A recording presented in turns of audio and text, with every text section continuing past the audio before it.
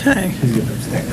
Do I hear a motion that the closed meeting be closed and the board certifies that to the best of each member's knowledge, only public business matters lawfully exempted from open meeting to which the certification applies, and only such business matters are, as were identified in the motion concerning the closed meeting, were heard, discussed, or considered? So moved. Do I hear a second? Second.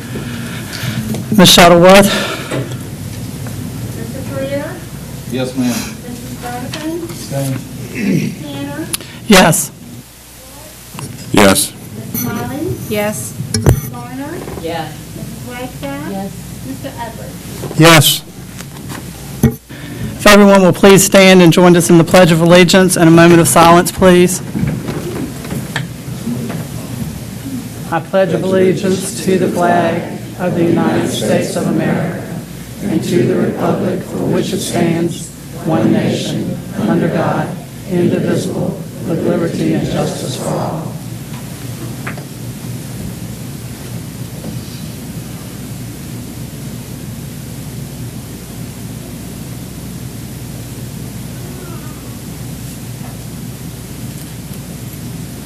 Thank you.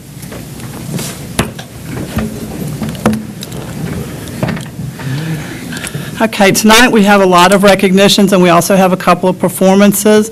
And after the performances, we'll have a meet and greet with the school board members. So if you just kind of bear with us, we're going to go through this.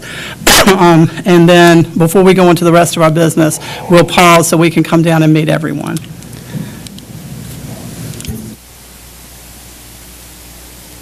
Good evening, school board members, chairman, Dr. Thornton, liaison.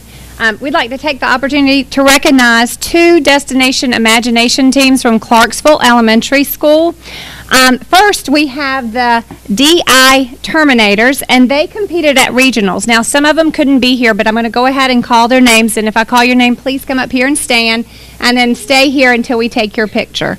So on the DI team, we have John Clark,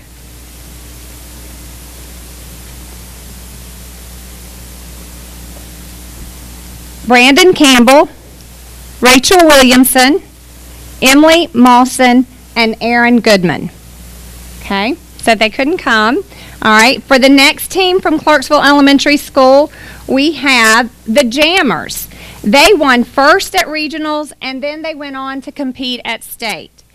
This team was led by, in fact, Amy Height and Stacy Goodman. Could y'all please come up here?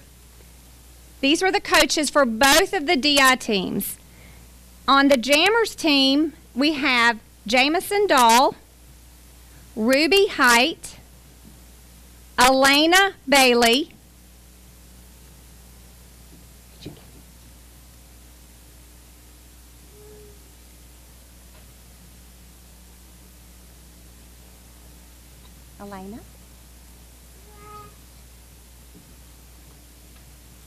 Emma Newcomb, Maddie Smith, Lane Jones, and Peyton Chavis.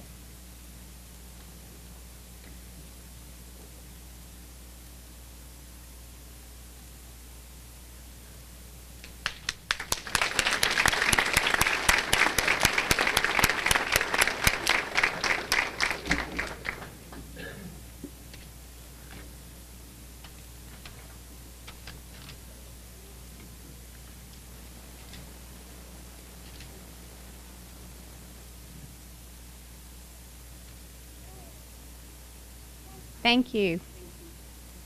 Yes, yes. Thank you very much. Next, we'd like to recognize Bluestone Middle School girls soccer team. This soccer team had a very successful season. They were undefeated. They were led by captains Aaron Strider and Keely Downey. Could you please come up here? And coaches Donna Oberholzer and Penny Miles. If y'all would please come up here too. The Lady Trojans recorded 10 wins for their season, defeating Parkview Middle School 6 times, Halifax County Middle School twice, and Northern Person Middle in Roxborough twice. The team scored a total of 36 goals and only one goal was scored against them? That was last year. Since its inception in 2013, the Lady Trojans have an overall record of 24 wins, 1 loss, and 1 tie. Is that correct? And now we would like to recognize each player for their outstanding season. With 6th graders, when I call your name, please come up here. And I know there's a lot of y'all, but stand and stay here until we've called everybody. Let me get your certificate. For 6th graders, we have Caitlin Beretta, Seda Garcia, Juana Medina, Kaylin Siemens, and Kayla Williams. Okay, very good. Okay. Kayla. Yes, if you would do that, that would be perfect. Thank you. 7th graders, we have Charlotte Bradshaw, Height Jones,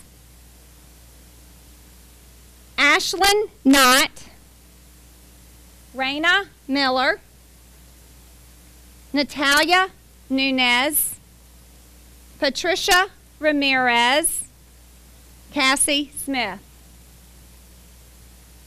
8th graders, we have Keely Downey, Katie Garcia, and Aaron Strider.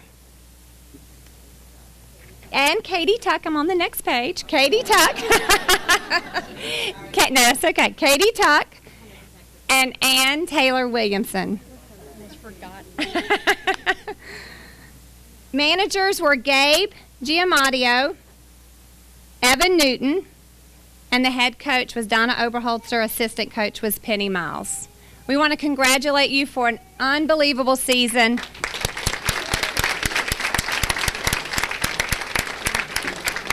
If y'all will turn around and face the board and show them your certificates and tell them thank you.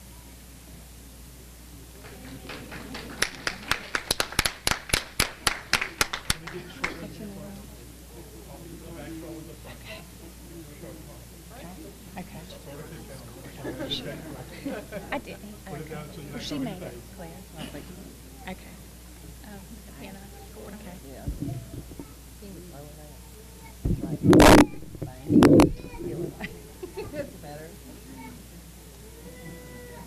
I'm gonna have to get in a little tighter, It's just not working. Shoulder to shoulder. Good. Glad. All right. We got this. Hey, W, sit down, too. Thank you. Smile. Y'all ready?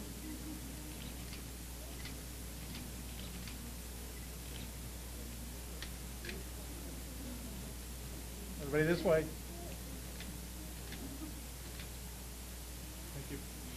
And I was just told to make it very clear that they had no goals scored against them this season.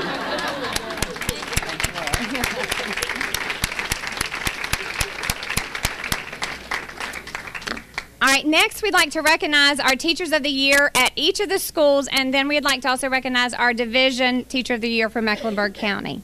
So as I call their name, if you would please stand up here. Sheila Younger from Chase City Elementary, and is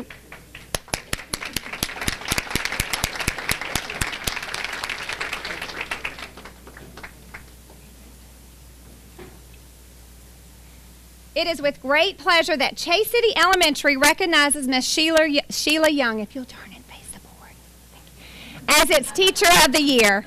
Miss Younger has been an employee of Mecklenburg County Public Schools since 1983, working the entire time at Chase City Elementary School as a kindergarten and first grade teacher. Miss Younger is a model of quiet professionalism and a team player. Her work is grounded in her desire to serve students and their families. One of her first grade colleagues noted, Miss Younger is one of those people that you can really call a true person. Her Christian values show that person that we all strive to be and the person that we all feel blessed to work with and call our sister. Another colleague from first grade states, Miss Younger is a true friend to her colleagues, parents, and students. She gives unconditional love to everyone around her. She is kind and caring. Miss Younger always puts others before herself. You would stand over here. Next is Amanda Shook from South Hill Elementary School.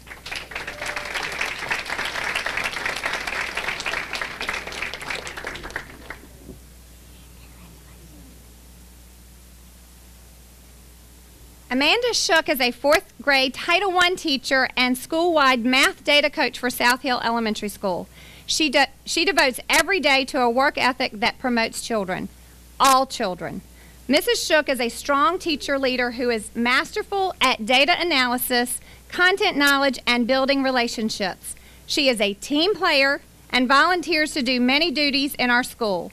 Mrs. Shook is the school testing guru. She works collaboratively with guidance and technology to create schedules and testing calendars that are the best use of our testing window and meets the needs of our children.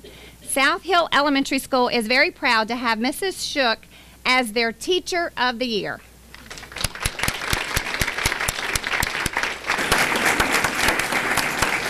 If you all could just line up against the screen over there so we can still see you. And Yes, thank you. Next, we have Diana Rose from Clarksville Elementary School.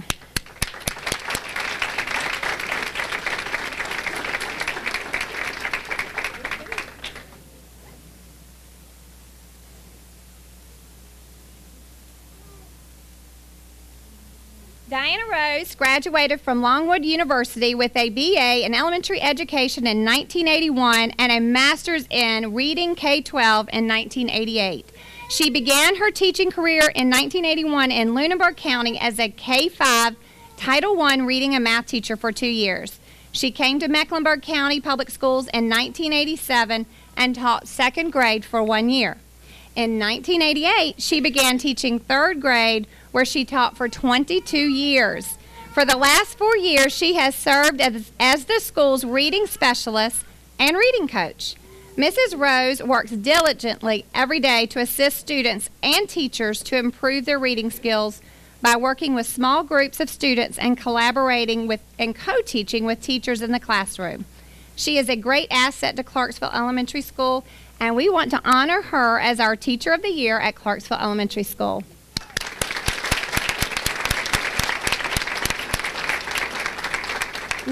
Next, we have Carol Hahn at La Crosse Elementary School.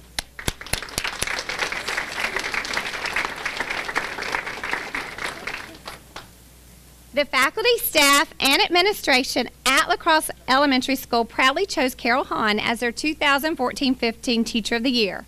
Carol Hahn is the fourth grade math teacher.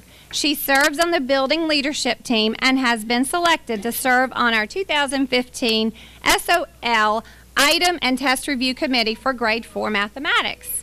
She is also a member of the Delta Kappa Gamma Society, which promotes professional and personal growth of women educators and excellence in education. Last year, Mrs. Hahn increased the third grade math pass rate from 20% to 63%. She is a true example of using data to drive her instruction. She analyzes each assessment by breaking down each SOL strand and remediates according to the data. She is passionate and compassionate about each and every student, striving each and every day to teach children mathematics. She is truly dedicated to her students and her profession. Thank you.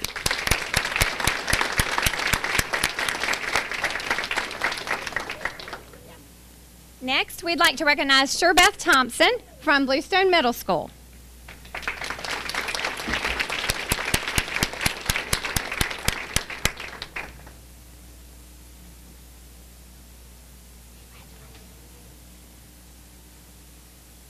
Sherbeth Thompson is a tremendous asset to Bluestone Middle School and all of Mecklenburg County.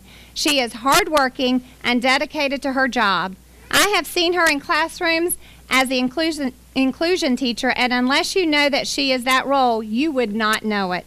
Mrs. Thompson works well with any teacher in the school and can pick up where they leave off with a lesson. Sherbeth is valued and loved by her school community. She is active in after-school programs and makes sure that if they have a need, she is there to fill it. It is much deserved that she receives this award as our school nominee and that she be considered as our division. She embodies what we hope all educators aspire to be: generous, caring, kind, motivating, and respected by students and colleagues alike. Congratulations.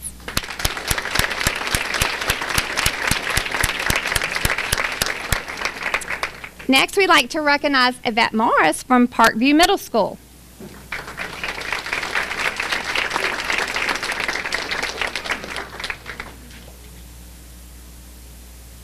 Mrs. Morris was selected at Parkview Middle School's Teacher of the Year because her love of teaching children and high expectations set her apart. She loves her profession and she's professional in everything she does. Mrs. Morris believes that all children can learn and that it is her responsibility to teach them. She encourages students to take ownership for their learning, apply problem-solving skills, and focus on critical thinking skills to help prepare them for the 21st century. Her teaching revolves around student-centered learning where the students are actually engaged in taking on responsibility for their learning. Her role as a facilitator is to guide them. She volunteers to work with students before and after school. Her dedication and caring attitude toward the children is evident by her actions. Mrs. Morris is an outstanding teacher who we are honored to have as Parkview Middle School's Teacher of the Year.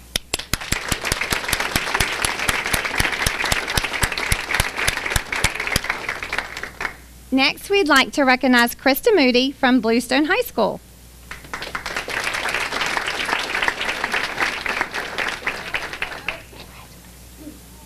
Krista Moody is a biology teacher at Bluestone High School. She is also the department chair and teaches dual enrollment classes for Southside Virginia Community College. Mrs. Moody is always available to assist teachers and utilizes her skills to step outside of the box to make sure that any task is done. Even during her planning time, you will find students in her classroom seeking advice academically as well as socially. She consistently puts technology to use and avails herself into extracurricular activities with her coworkers and students. Mrs. Krista Moody is truly an asset to Bluestone High School.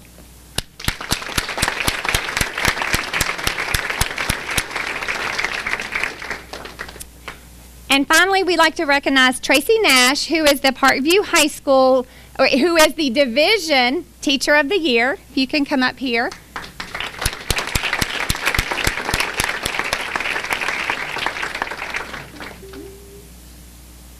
The Lamplighter has also given her a $50 gift certificate to go and eat, so enjoy that.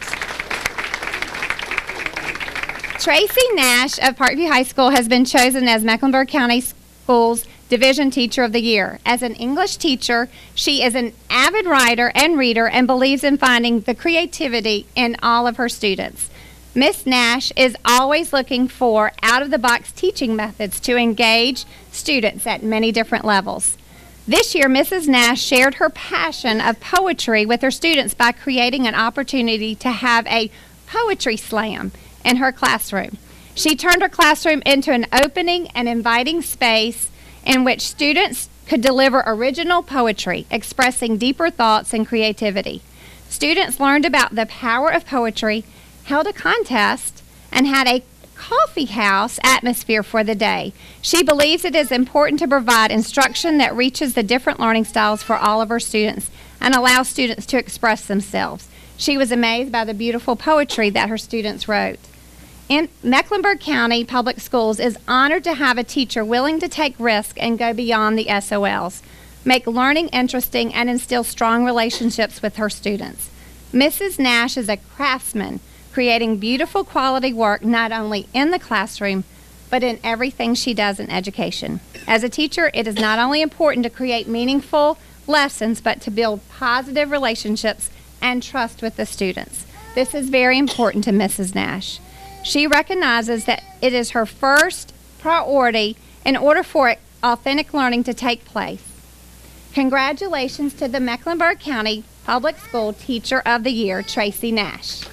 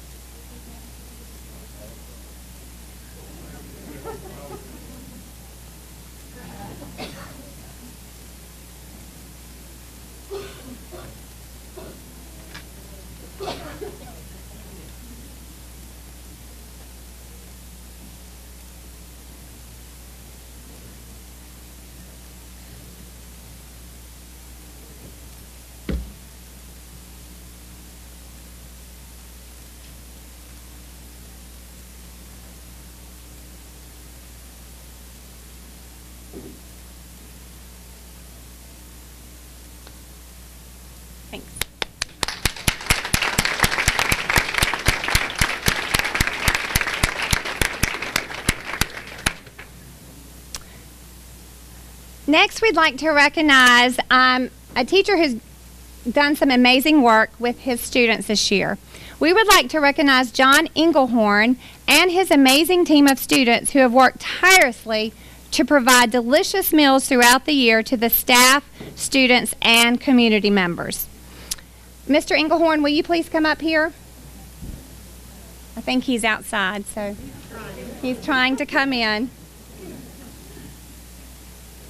And bring the kids, yes. If y'all will stand here and face the school board.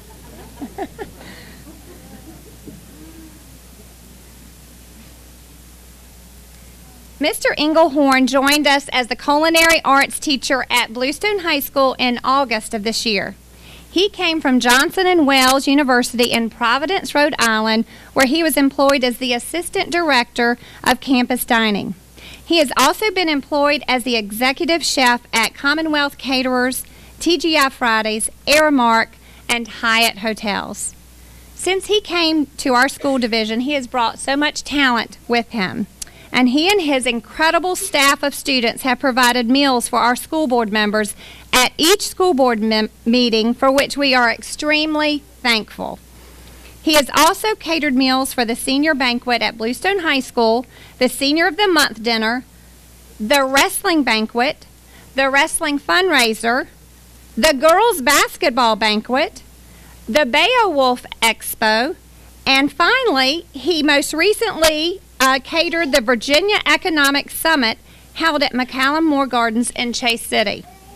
We are extremely honored and thankful for the work that he and his exceptional student staff has provided for this division and community this year. At this time, I would like to recognize Mr. Englehorn and his outstanding group of students. When I call your name, please get a certificate. Aisha Wesley,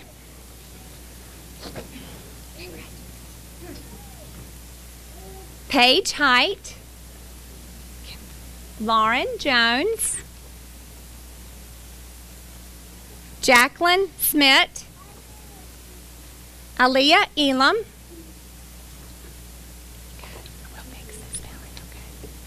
Talia Elam, Ashley Floyd, Khadijah Hester, Jasmine Pettis, Sarah Reddick, Stephen Reddick, and Sam Elliott. Thank you so much for all your hard work.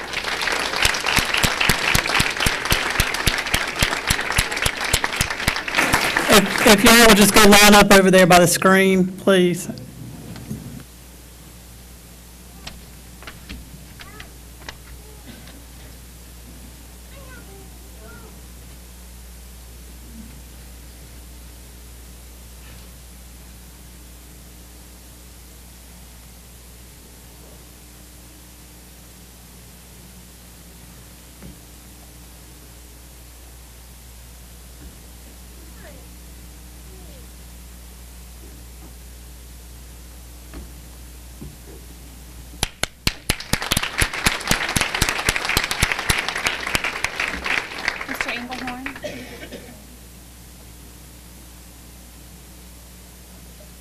Tonight, we would also like to recognize some very important community members that have helped our school division in many ways. The Mecklenburg County School Board would like to recognize the following businesses for their ongoing support to our school division. Your work, and I'm going to call their names out first. We would like to first recognize MJ Colgate, who represents Colgate Square Home Furnishings of Chase City.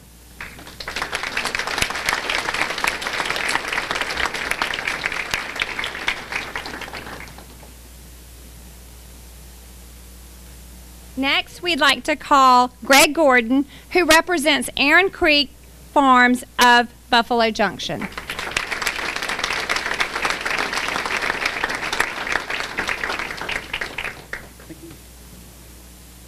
And finally, we'd like to recognize Chris Hardy, who represents Hardy Ford of South Hill.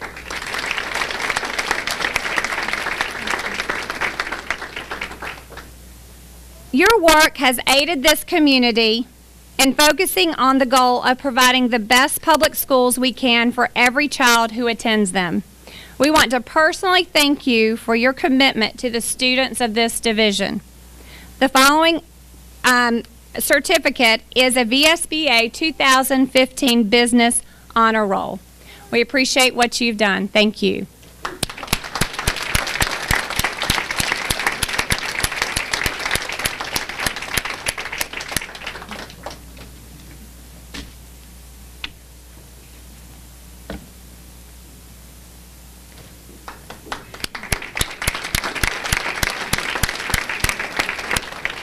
We're going to have 2 student performances, and then we're going to have a break. We would like for everybody who is recognized to please stay and meet and greet the school board during a short intermission. Thank you.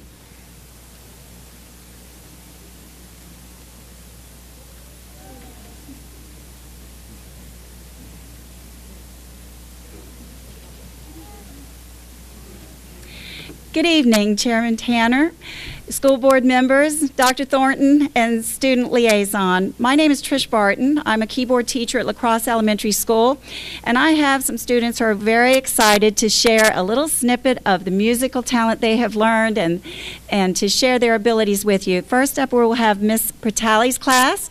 They are going to be playing the party song, and I'm going to go ahead and introduce my next group that'll have a group in between, but the other group that I'm presenting tonight is Miss Han's 4th grade class, and they will be playing the Russian Sailor Dance.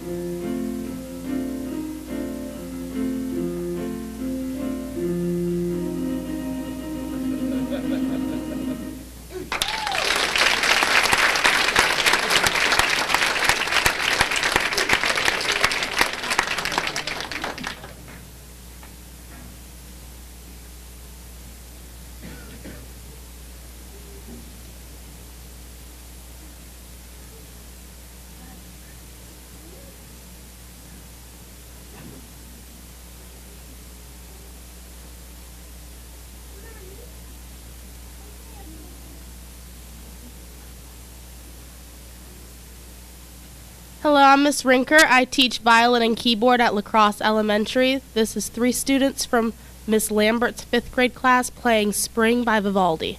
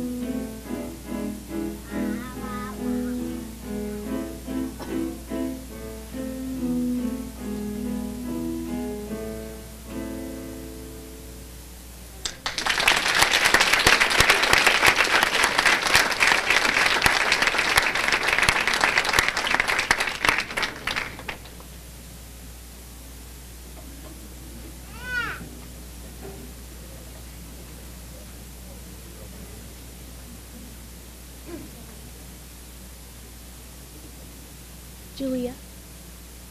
Hello, this last number that we are going to do for you, we'll be presenting a storybook to you, where our two speakers from second grade Miss Clary's class, and then a couple children from Miss Sasser's third grade class. We hope you enjoy it.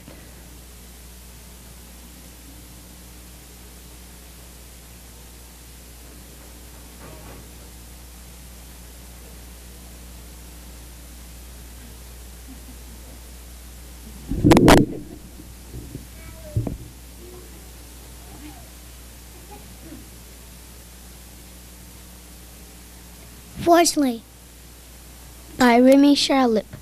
Fortunately, one day Ned got a letter saying, please come to a surprise party.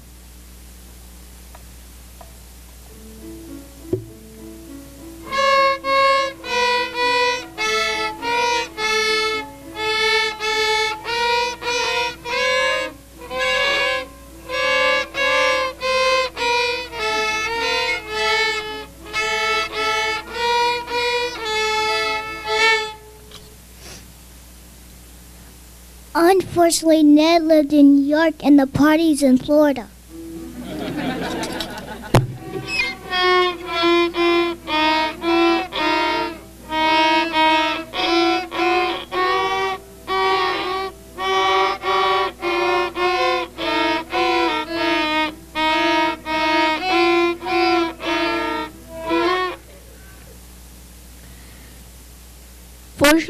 Fortunately, a friend loaned him a airplane.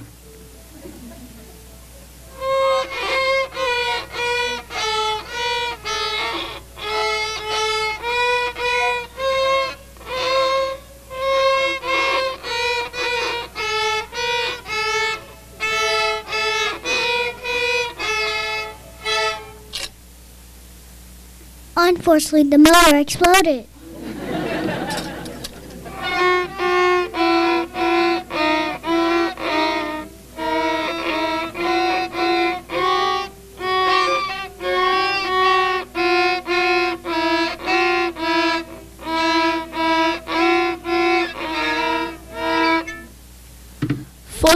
Fortunately, the plane had a parachute.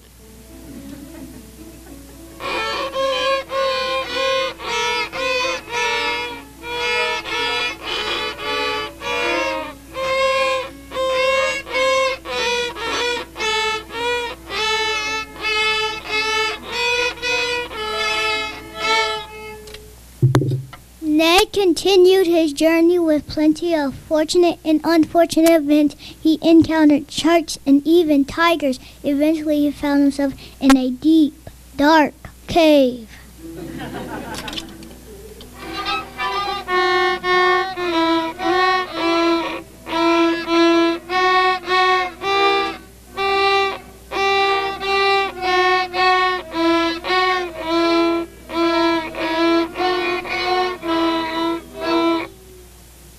Fortunately, he could dig.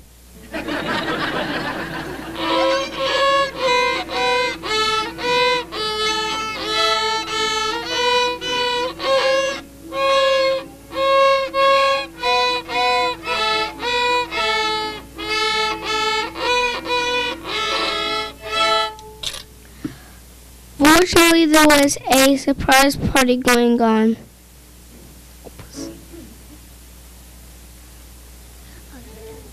He skipped.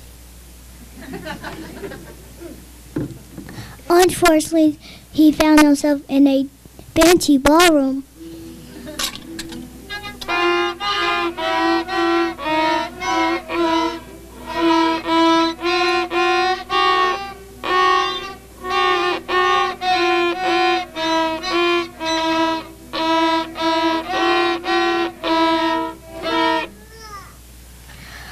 Fortunately, there was a surprise party going on, because fortunately the party was for him, because fortunately it was his birthday.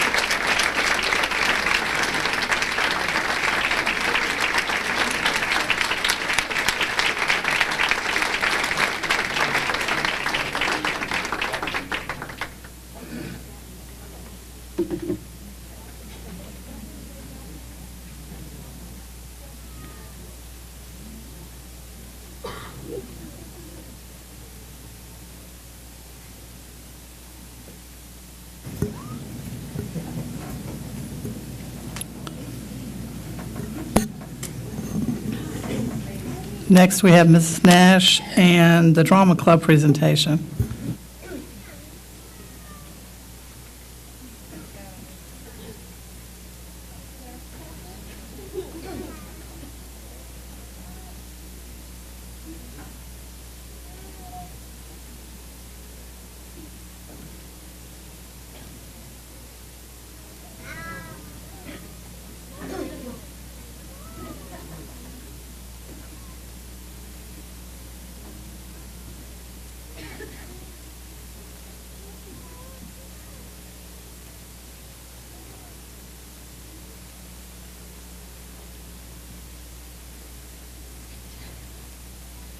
All right, good evening, Chairman Tanner, school board members, Dr. Thornton, and our school board liaison. We are going to present a small scene from our spring play, Fools, by Neil Simon. We have two actors today, Nicholas Collins, who plays Leon Cholchensky, and Claire Walker, who plays Sophia Zubritsky. Just to give you guys a little bit of information about the play, if you did not see it in April, our poor town of Kolyanchikov is cursed with stupidity. And Leon Tolchensky is, in order to break the curse, must teach Sophia in 24 hours. So, of course, hilarity ensues. And without further ado, I present to you Fools by Neil Simon.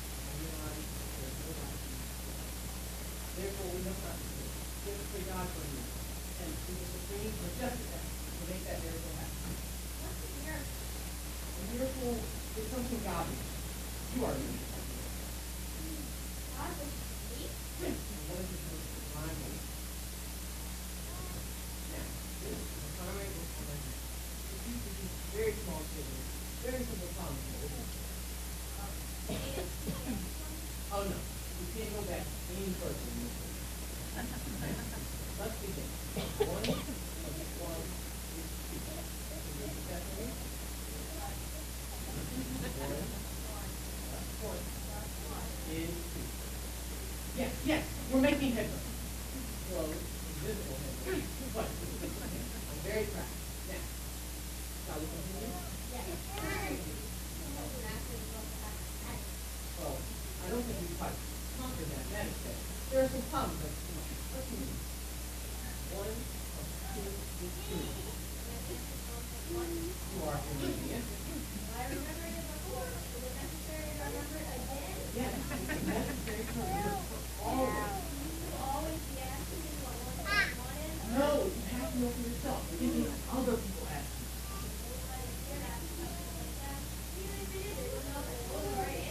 That's because they're all person people, and we're trying to lift that ability and push it.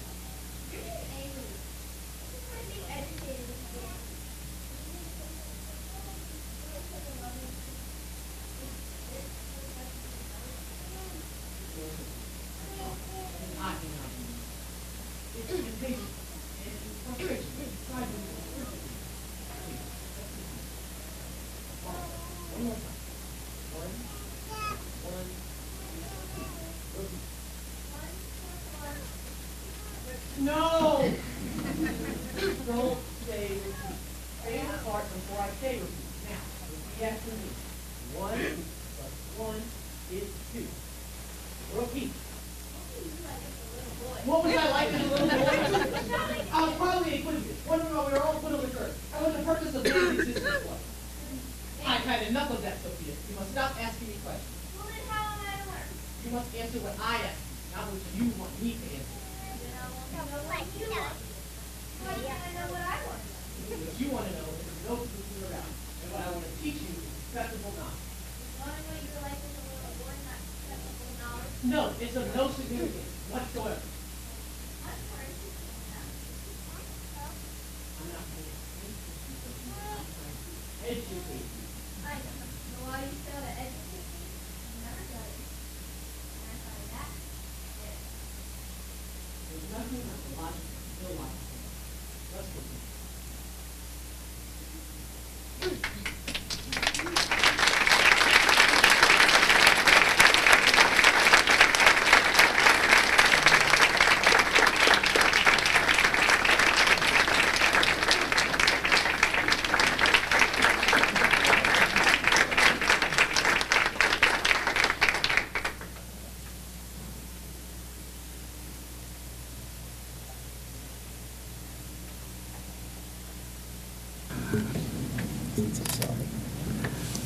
This has been an awesome, awesome opportunity for you all to see all of the great things that are going on in Mecklenburg County Public Schools.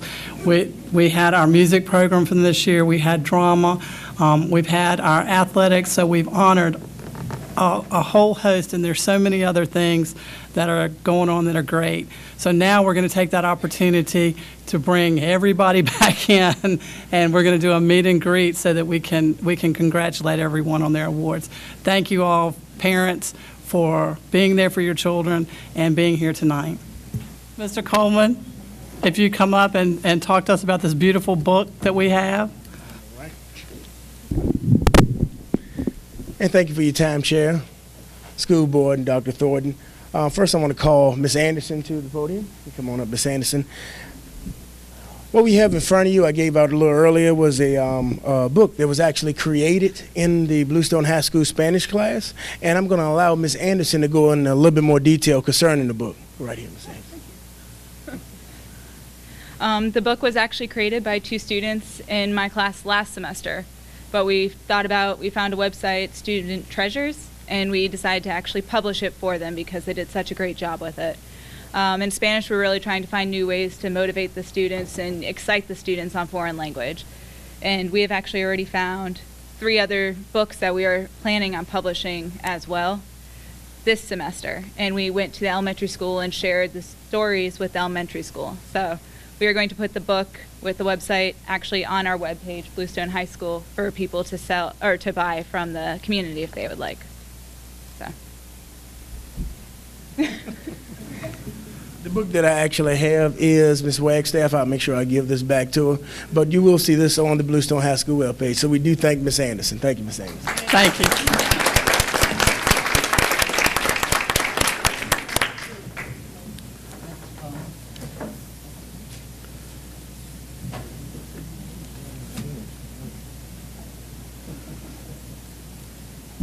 Thank you once again.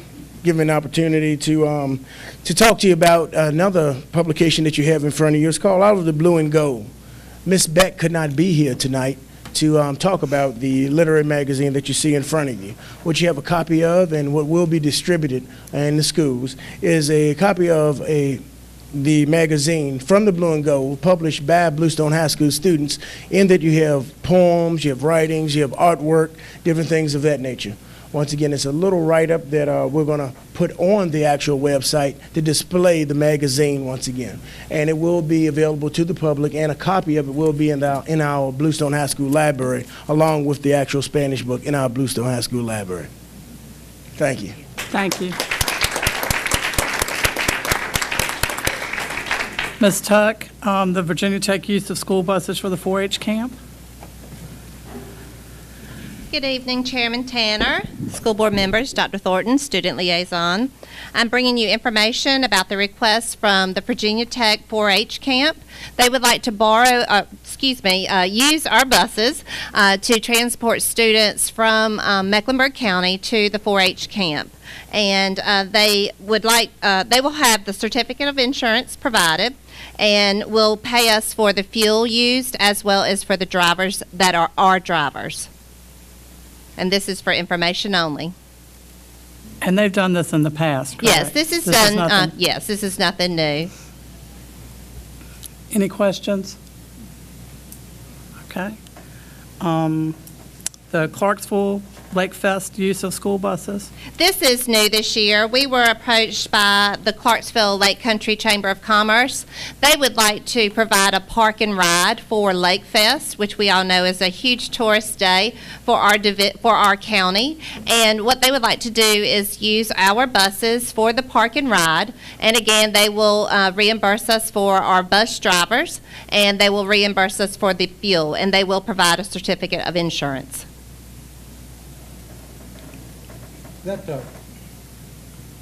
This certificate, does that take care of liability and collision insurance on the bus, and also like a $1 million rider in case somebody gets hurt? Yes.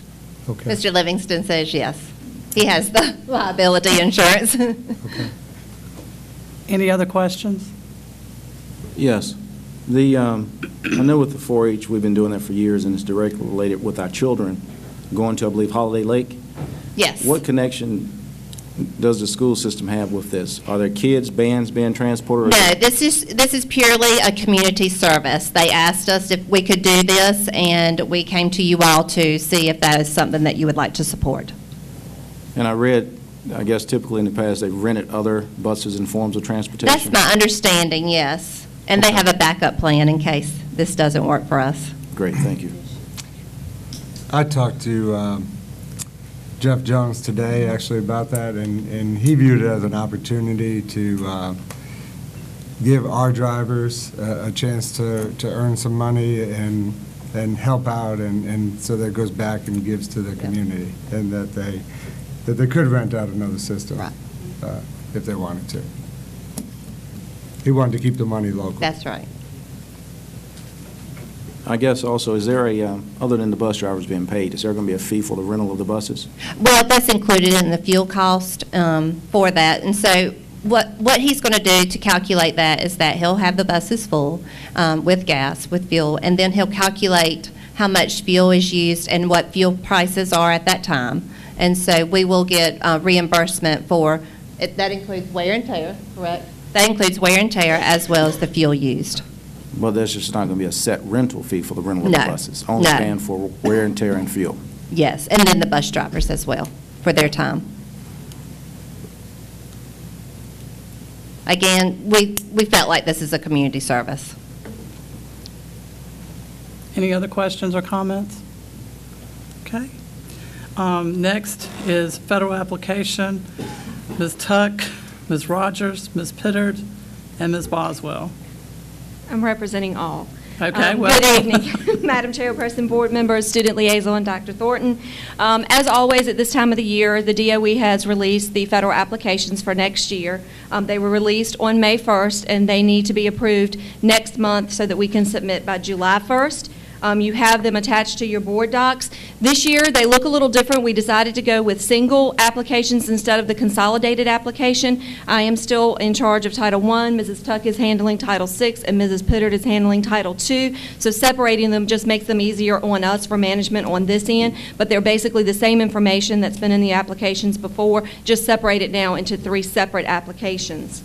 Also, we participate in the statewide consortium for Title III, so we do not have to submit an application. We simply need to submit an intent to participate, which is also on the board docs and needs to be approved next month so that we can submit it by July 1st to continue to participate in that consortium. Are there any questions at this time? Okay, thank you. Okay, the Dell Master Lease Agreement, Mr. Berlin Gregory.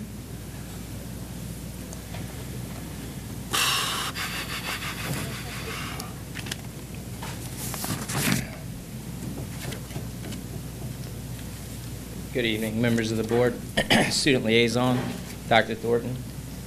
As you all have heard throughout our budget season, the need for devices in our classrooms has continued to grow. We've been working on a plan throughout this year to try and meet the needs that we have, our classrooms have. As you know, we've attempted over the past couple of years to implement a one-to-one, and we have a couple of challenges with that. One is we typically wait until the end of the year to see what monies are available out of year-end funds to try to fund our initiative.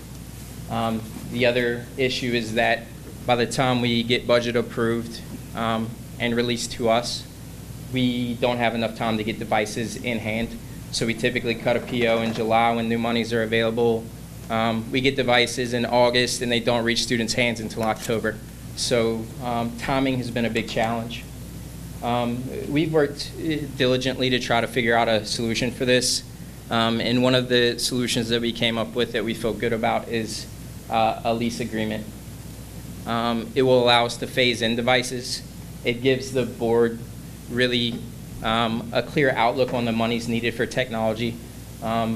Based on enrollment numbers, which have stayed about the same, we've predicted exactly what those numbers will be, so the board knows, looking forward, how much money will be needed to fund our one-to-one initiative across the division. It'll give us lower payments up front. A lease would give us lower payments up front so we can fund the infrastructure changes needed to support the number of devices that we need in the classrooms. And then with some of the new E-rate laws, we've gotten creative with how we can fund some of the local infrastructure to make it happen. So basically, we've looked at a 4-year plan, going up and down each year. We would start at 6th, 9th, and 2nd grade. And staff, we feel that staff should get devices first so they can become familiar with the devices they're implementing into their classroom. These numbers are inflated, just a few devices to account for any kids that come into the division after this project would be initiated. So here you see what it looks like year 1. If you can see down at the bottom, year 2, year 3, and year 4. And all these numbers are based on current enrollment and projected enrollment. So you can see exactly the dollar amount needed to make that happen. So here's what those costs look like. By the time we get to full implementation in year 4, when you put all the leases together, we're looking at about $885,000 to fund devices from 12th grade down through 3rd grade. And then in a 1-to-1 or a 20 devices per classroom in K2. So every classroom will have either a 1-to-1 or have 20 devices per the classroom in K2, or if you have a kindergarten classroom that only has 16 students, they would have obviously enough devices for every student. So this is what that cost would look like. We talked about this back in one of our other presentations, the E-rate modernization. So with the lease and phasing it in, we would be able to use some of the funding in the technology budget to fund the infrastructure needs, the wireless, the core switch upgrades, and things of that nature. Then when our lease payment becomes higher, we have access to the funds you see down here to help refresh that infrastructure upgrade. So we feel like the phased-in implementation is more sustainable, and it will allow us to make the changes needed. Built into the lease agreement, one of the challenges we have is whether to charge students for devices, how do we repair devices if they're damaged. We want to eliminate that distraction and make sure that every student has access to a device for the fee that's built into the lease agreement. We have next business day accidental damage. So if the device is damaged, whether it be a drop or a key falls off or whether it just go bad, that will be repaired as part of the agreement. We are trying to work a little smarter. We have a lot of devices and not a lot of staff, so we want to have the Dell preload images on there, so basically when it comes to us, it'll have all of our software already loaded, take that burden off of our hands. That's already included. So they would do that for all of our devices. We kind of backwards designed the timeline so that you could see, given that we want devices in students' hands when they come back, kind of the order that things need to happen. In order to get the devices in the students' hands when they come back in August, we're proposing tonight that you give us approval to move forward with a lease agreement with Dell and fund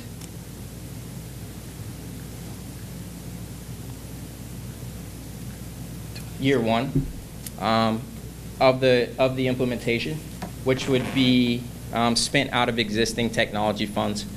We do have the funds to cover this out of our CapEx expenditures. So we would seek approval tonight to enter into a lease agreement with Dell and to fund the first year of this implementation plan. We have already drafted the lease agreements, what you see attached on board docs, and had our attorney look over the language to make sure they're in compliance with Virginia statutes. And there were a couple of changes that he recommended, which are attached in the amendment. I know that's a lot of information. Does anyone have any questions? Yes. Yes, sir. So our total commitment tonight is actually for $885,836. No, sir. Our only commitment would be year 1 of the implementation. Each lease is done independently of another. So if for some reason we did not receive funding in technology, we would not be committed to anything other than what we agreed to tonight in year one. Every lease, and as a matter of fact, each of the leases are done separately, like second grade is done separately from sixth grade, which is done separately from staff. All of those are done separately just to keep them clean and give us the ability to get out of any leases moving forward. That wasn't the way I read the lease agreement, but it also says that at the end of the lease or termination of the lease, we turn all equipment back over to them. So if we spend $270,000 and we commit tonight for that, and then the new school board is elected and comes on next year, and we're not funded for that, then we're going to give them back $270,000 worth of equipment, and we'll end up with nothing, right? No, sir. So we try to leave ourselves with ultimate flexibility. The lease agreement that we have is called a Dell Flex lease. If we decide, which is a 0% lease, if we decide at the end of the lease we have the option to exercise what they call flex, we pay the remainder of the lease agreement, which you'll see in that last column. We pay that, the devices become ours. So we've tried to leave ourselves with all options. Should we decide to keep them, should we decide to give them back, we have that ability, and you can see that number there, what that would cost. And with the lease agreement, they take care of all of the damages and things like that, where before we have to take care of that and then replace that. So we've taken care of replacing screens and keyboards and things like that. Long-term goal would be that, short-term, yes ma'am, the answer is yes, they replace any of those damages. Long-term goal is we are currently getting, we have numerous students that are Dell certified. Long-term goal is they pay us to fix our own devices and we can generate jobs for our students. I still have a question. Sure. How much is the public liability insurance that they require in their lease agreement? How much is it, what is the cost on that? Because I don't see that in the lease. And there is that statement is in there that we must carry a public liability insurance policy on all this equipment. Do we have a number for that? I'm not sure what that is. I can get that information. You know, and you know, I understand you know a lot about technology, and I don't know a lot about, but I can't spend $200,000 or $300,000 of money tonight being presented tonight and vote tonight. I've never been built that way, you know. So I mean, I support what we're trying to do with technology, but I can't support a quick bid that can take us into an $800,000 contract. Right. You understand? And I do want to remind you that we've all had our packet since Wednesday, so if we had questions, we could call and talk to Berlin and ask the questions. Can I clarify something, please, Madam Chair? Can I finish what I'm Yes, saying I'm sorry. first? So we've actually had, we've had our packets and had the opportunity to look over it, so. Good. And I can ask you, how much is a public liability insurance policy going to cost And us? I don't know that. Then you didn't do your homework either. You're right. Thank you. So I asked the Dell lease specialist to be here just in case. Okay. there were Dr. any Thornton, questions. Dr. Thornton's going to clarify. I would like to clarify something else in the totals that maybe was not clear here. That money's already in the budget, and actually the 800-some thousand is already in our current budget. We use that right now for laptops. We pay upfront all of the costs. So if this is not approved, we'll be buying what we normally buy every year in laptops. What we won't be able to buy is what Berlin said earlier, the infrastructure and all the hardcore to support the laptops, because we don't have that money. We would have to go to the county and spend the $800,000 we have on laptops, which we do each year, and then ask them for the backbone. With this, we're going to be paying for the lease and the laptops, and each year that number grows to 800, by the end of the 4 years, our backbone's done and we don't have to spend money on the backbone. So we're accomplishing both at the same time, if that helps. The problem becomes this. I mean, given last year, we waited for year-end funds and we spent quite a bit of money trying to make sure the one-to-one stuff. Our goal was to give the board a clear picture and a dollar amount that you could see moving forward and understand exactly what you have to pay so that we don't have to come back again next year and say, may we have a few more dollars so we can fund our one-to-one initiative. May we have a few more dollars for backbone. We've tried to lay all that out in a clear vision so that you can see exactly what those numbers are. And it is something that we've been working on for quite some time. It took quite a while to put it all together. But We feel confident that this will allow us to fund technology moving forward from an infrastructure perspective and from the devices needed in the classroom. And we did give this presentation a couple of months ago, the exact same presentation, and said we were coming back once we investigated the master lease. I still have a question. Yes, sir. I'm sitting here looking at the contract, and it has a proposal expiration date of June the 11th, 2015. And it also, this section says Dell Chromebooks with slipcase, product price $490 each, 320 units, $157,033, 3 payments at $52,344, and it says term 37 months. So we're going to make, so that's a 3-year term for the 157, so we're paying $52,000 a year. Exactly. But we're signing a contract for 157. I mean, here it is. This is what's on my laptop. I mean, yeah, come on up. 52 times 3. Well, we're still signing for 157,000. It says 3 payments at 52,000. You know. Exactly. You know, so it seems to me we're signing a contract for the full amount, even though it's broken down into payments. We're committing for the whole amount, and that's all I'm asking. For the $157,000 in this particular lease, then the other lease agreement, when you put those, yeah. Right, but it's over Over 3 a years. 3-year period. We're committing for a 3-year period. That's correct. Okay. And the devices, we either keep them at the end of the 3 years, which either we buy them up front, or we buy them over time, which allows us to upgrade the infrastructure. Either way, we're paying the same amount, whether we were to buy them outright right now or spread it over the next 3 years. Okay. I wouldn't buy a car this fast. But whatever y'all want to do, it's a board decision. Chairman, I have a question as well. Okay. Berlin, with the Dell, is that Microsoft products? On the netbooks, Yes. it's Microsoft, yes, Windows and Office. On Chromebooks, that's obviously a Google device, and it runs Chrome OS and Google Apps for Education. Have we done a price comparison with Apple products as well? We have definitely done a price comparison with Apple products. Apple products are much more expensive than Microsoft products. And I ask that because when you talk about integration of products, I know we have iPads. Mhm. And the Chromebooks, I know we did have some problems with the Chromebooks. So we're going to go with Dell because of the cost is a little cheaper. Dell actually, our last round of Chromebooks were Dell. The problems that we had with Chromebooks were not the operating system or the applications. They were the quality of the device.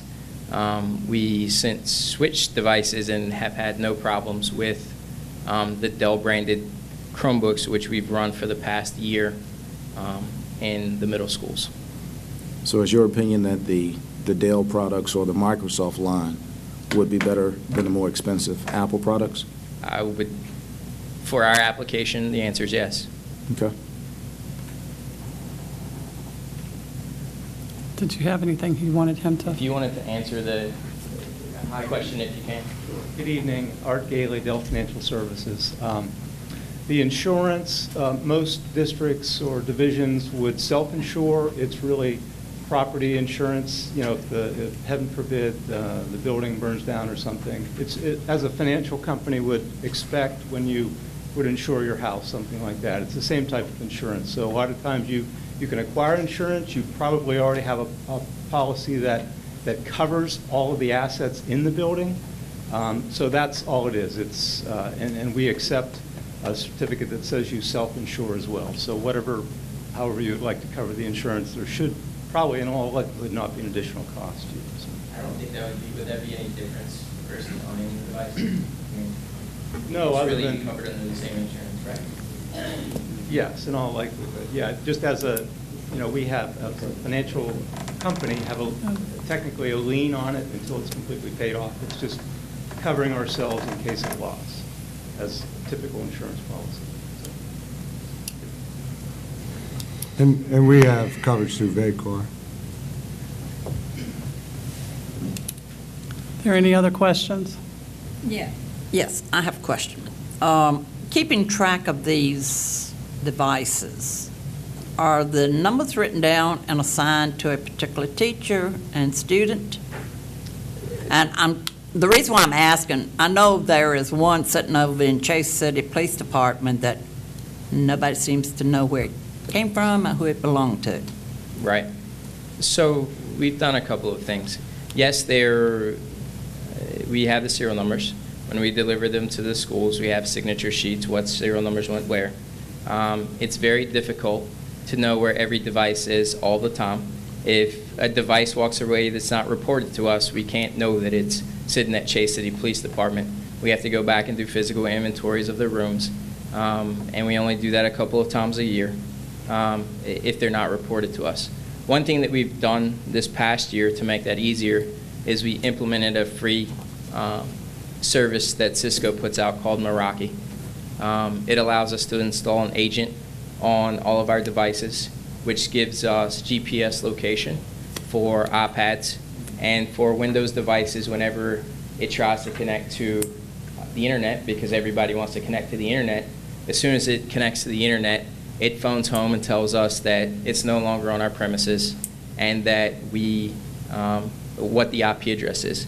Obviously, we'd have to do some digging to backtrack that and find it, but we've installed that on all of our devices that we've implemented this past year, and the plan is when we re-image devices over the summer to make sure that agent is installed on every machine, because we know they tend to walk off premise, and we have tracked some down that did walk off premise, but it's a give and take. They have to tell us and alert us, and then we have to go find them, but we're taking proactive measures to make sure we can track those down as well. Any other comments? Just to conclude, a lot of these funds come through VPSA funding and state funding. We're required to spend so much money on hardware, et cetera, each year. This is not new funds. I want to make that clear. This is funds that are already in the budget. It's a different way to fund. It's just a decision whether you want to get more laptops here in a systematic way and get the infrastructure done at the same time, or whether you want to continue what we're doing, getting the laptops here. They're not going to be in the classroom until October, and then it will take us longer to do the backbone over the next 4 years, which means we're going to have more problems when we actually are running the devices in our classroom. And that's a valid point. That's the bottom line. If we buy those devices now outright, then we don't put the money in the infrastructure.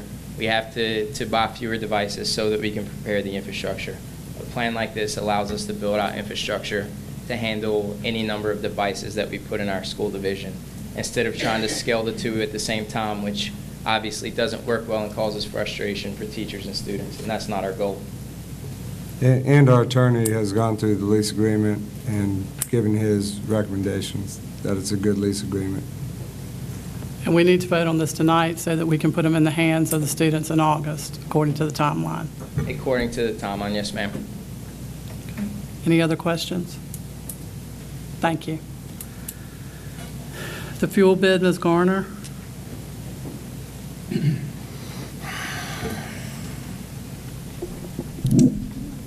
All right, good evening, Madam Chair, school board members. Am I on?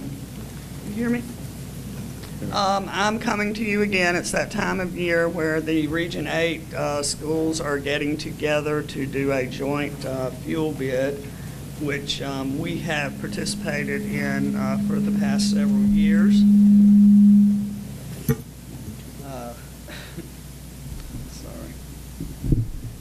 Included this year are Charlotte County, Cumberland, Buckingham, Brunswick, Prince Edward, and Amelia. They plan to begin advertising tomorrow.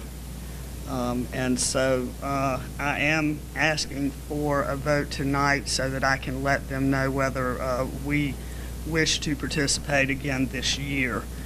As everybody knows, we had some really dramatic drops in fuel prices this year. In sitting in the meeting, Mr. Livingston and I went to, there was a representative from Southern States there that discussed a little bit about the trends and what they're expecting in the next year. They're rising a little bit, as we're seeing at the pumps, but they are not expecting another $4 year, anything like that. They're kind of thinking a little steady.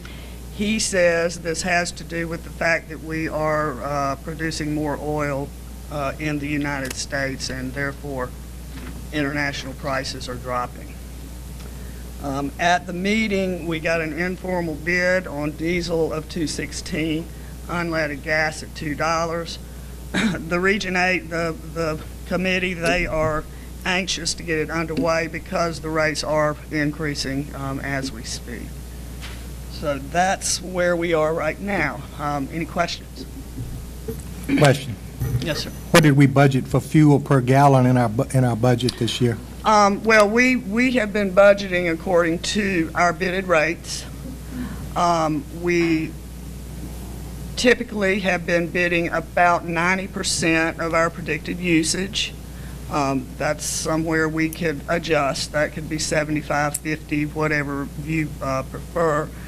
The main difference this year was in the unleaded gasoline, which is, we purchase less of that. We also provide gasoline to some county cars and different agencies. Those are invoiced at contracted prices. Mr. Livingston was able to mitigate our costs some by spot bidding when they were very low. So we did not lose money on budget, and really as a budgeting tool, the bid helps because we know it's never going to be over this. That would be the worst problem if the rates went up really high and then we didn't have it in the budget. So when we made our budget 3 months ago, we used a number for fuel. Did we use $2 and $2.16, or did we use like $2.60 or $2.70? I think we probably have used previous rates, which is about the $2.70 that we had bid So last year. if we bid this at $2 and $2.16 and we get it for that, then we're probably going to save 50 or 60 cents a gallon in our budget. So we should have a lot of money left in the transportation department from fuel. It may help with the transportation needs, and that is if our estimates going forward are pretty accurate, and we have done pretty well with that for the past So then 2 we can years. use that for like tires and things. if we Right, need. Okay. exactly. Thank you. Yes, sir. Any more questions? Student Liaison Report, Mr. Wilson. As everyone knows, this will be my last month sitting up here on the school board as a representative, and it's hard to come up with what I could say in a few words to describe what I've learned over the past school year. I've met a lot of great people through a lot of changes that I've had to participate in. I've learned a lot of things. Sometimes I've learned what not to do. I'm pretty sure one of the reasons we did so great in parliamentary procedure was sitting on this board. But a lot of other times, the members and the people of our experience have filled me with admiration, and I've had a chance to be around people who have taught me a lot and have given me a lot of things over the past year. And one of the reasons why I decided to apply for this was I was hoping that at the end of my term that I could learn something, that I could be a better adult and serve myself and the community after I was done. And I feel like I have surpassed what I thought I could do. I feel like I've helped many students, and one of the things I love to do is I love to discuss things.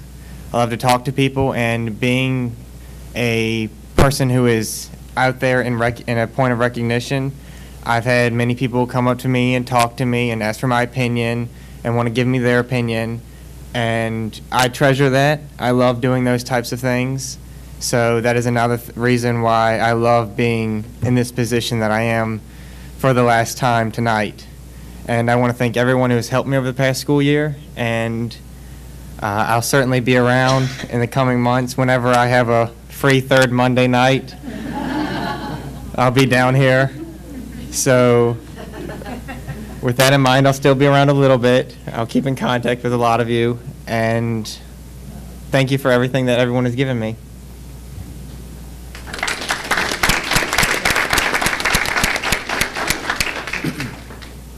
Okay, superintendent's comments. Thank you.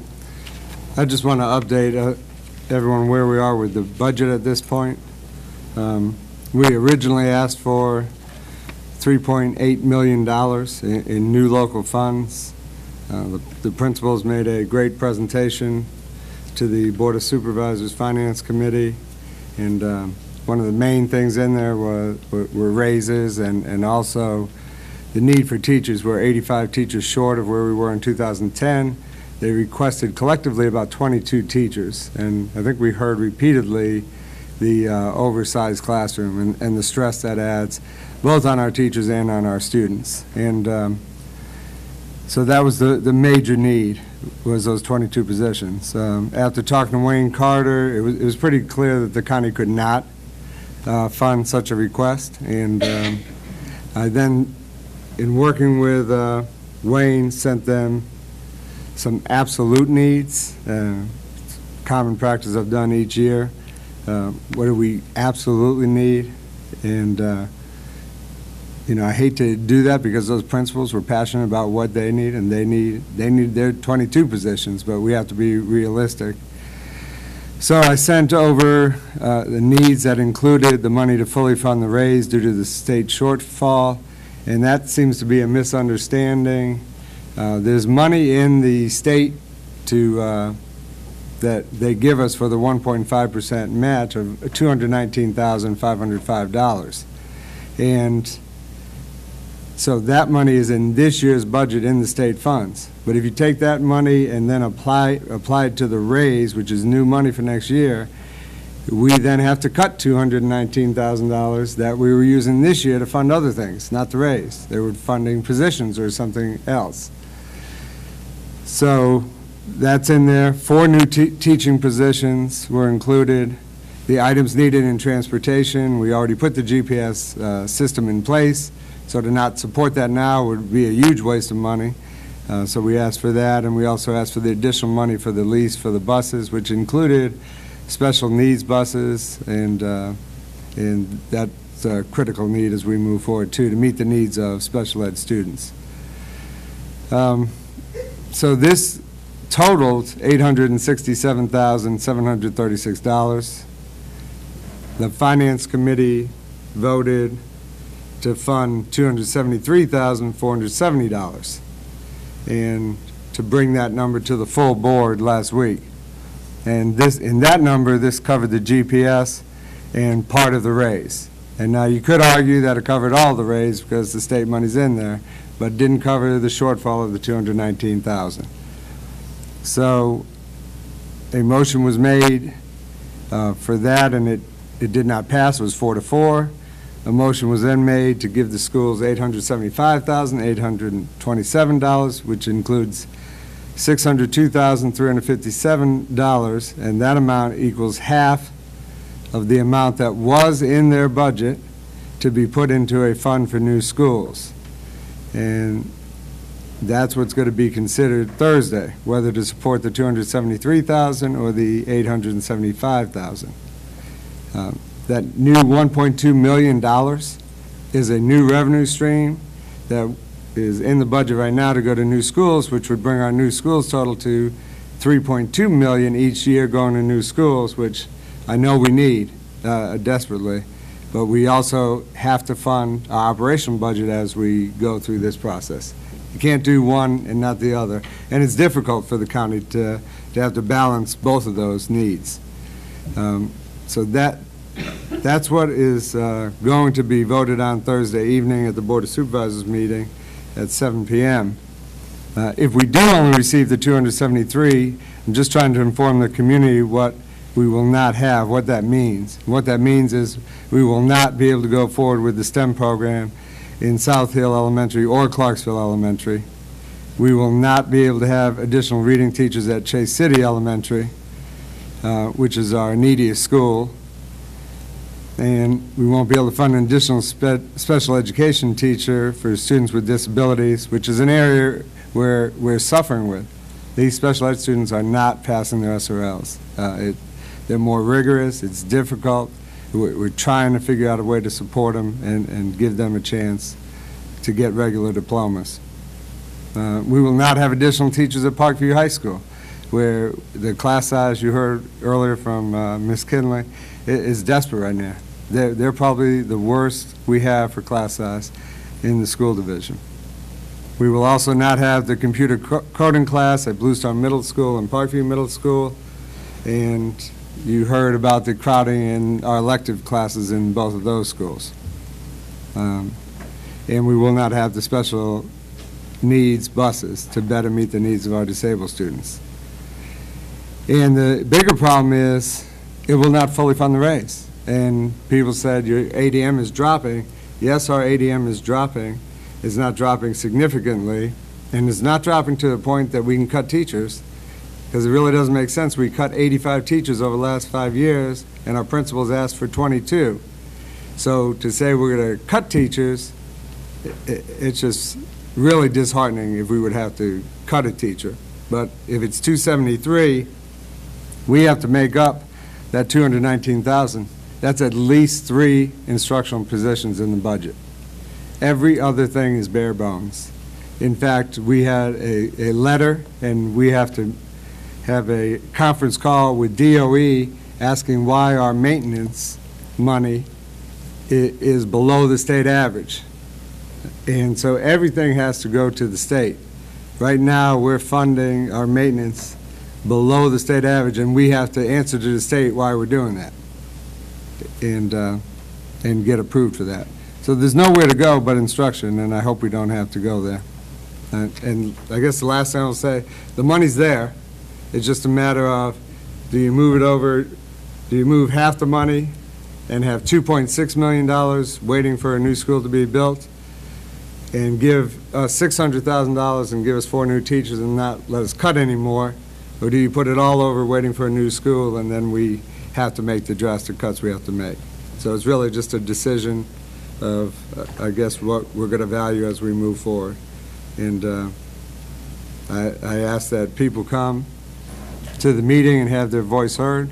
Whether it's for or against, the Board of Supervisors need to make an informed decision, and they've asked for that public hearing. So I ask that that people give their input. Thank you. Any questions?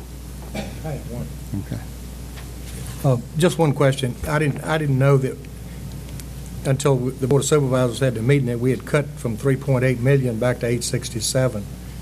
Was the board notified of that before? I mean, I didn't get notified that we had renegotiated from 3.8 million to 867. Should the board have met on that and voted before we went over and adjusted our budget? Well, I think we've done this in years past, where they start negotiating back and forth, and then he brings back the budget to us that we've had, that we have to work with. This has been a common practice since I've been on the board, where the superintendent goes over, we give them our budget, and then they work with the finance committee, and then they bring it back to us. But it was just a little embarrassing when we go over them, and I thought we were looking for 3.8 million, and all of a sudden we throw out 867. We had all the emails on, we got all the information through emails. Well, I don't know. I just thought the board was supposed to, be informed. I didn't. I was informed. So you knew all about this? I just read all the emails I've had, yes. I didn't get one about the 867. That's right on, they went to everybody. I copied it. Yeah. I'll go back and look. What else? Anybody not get it?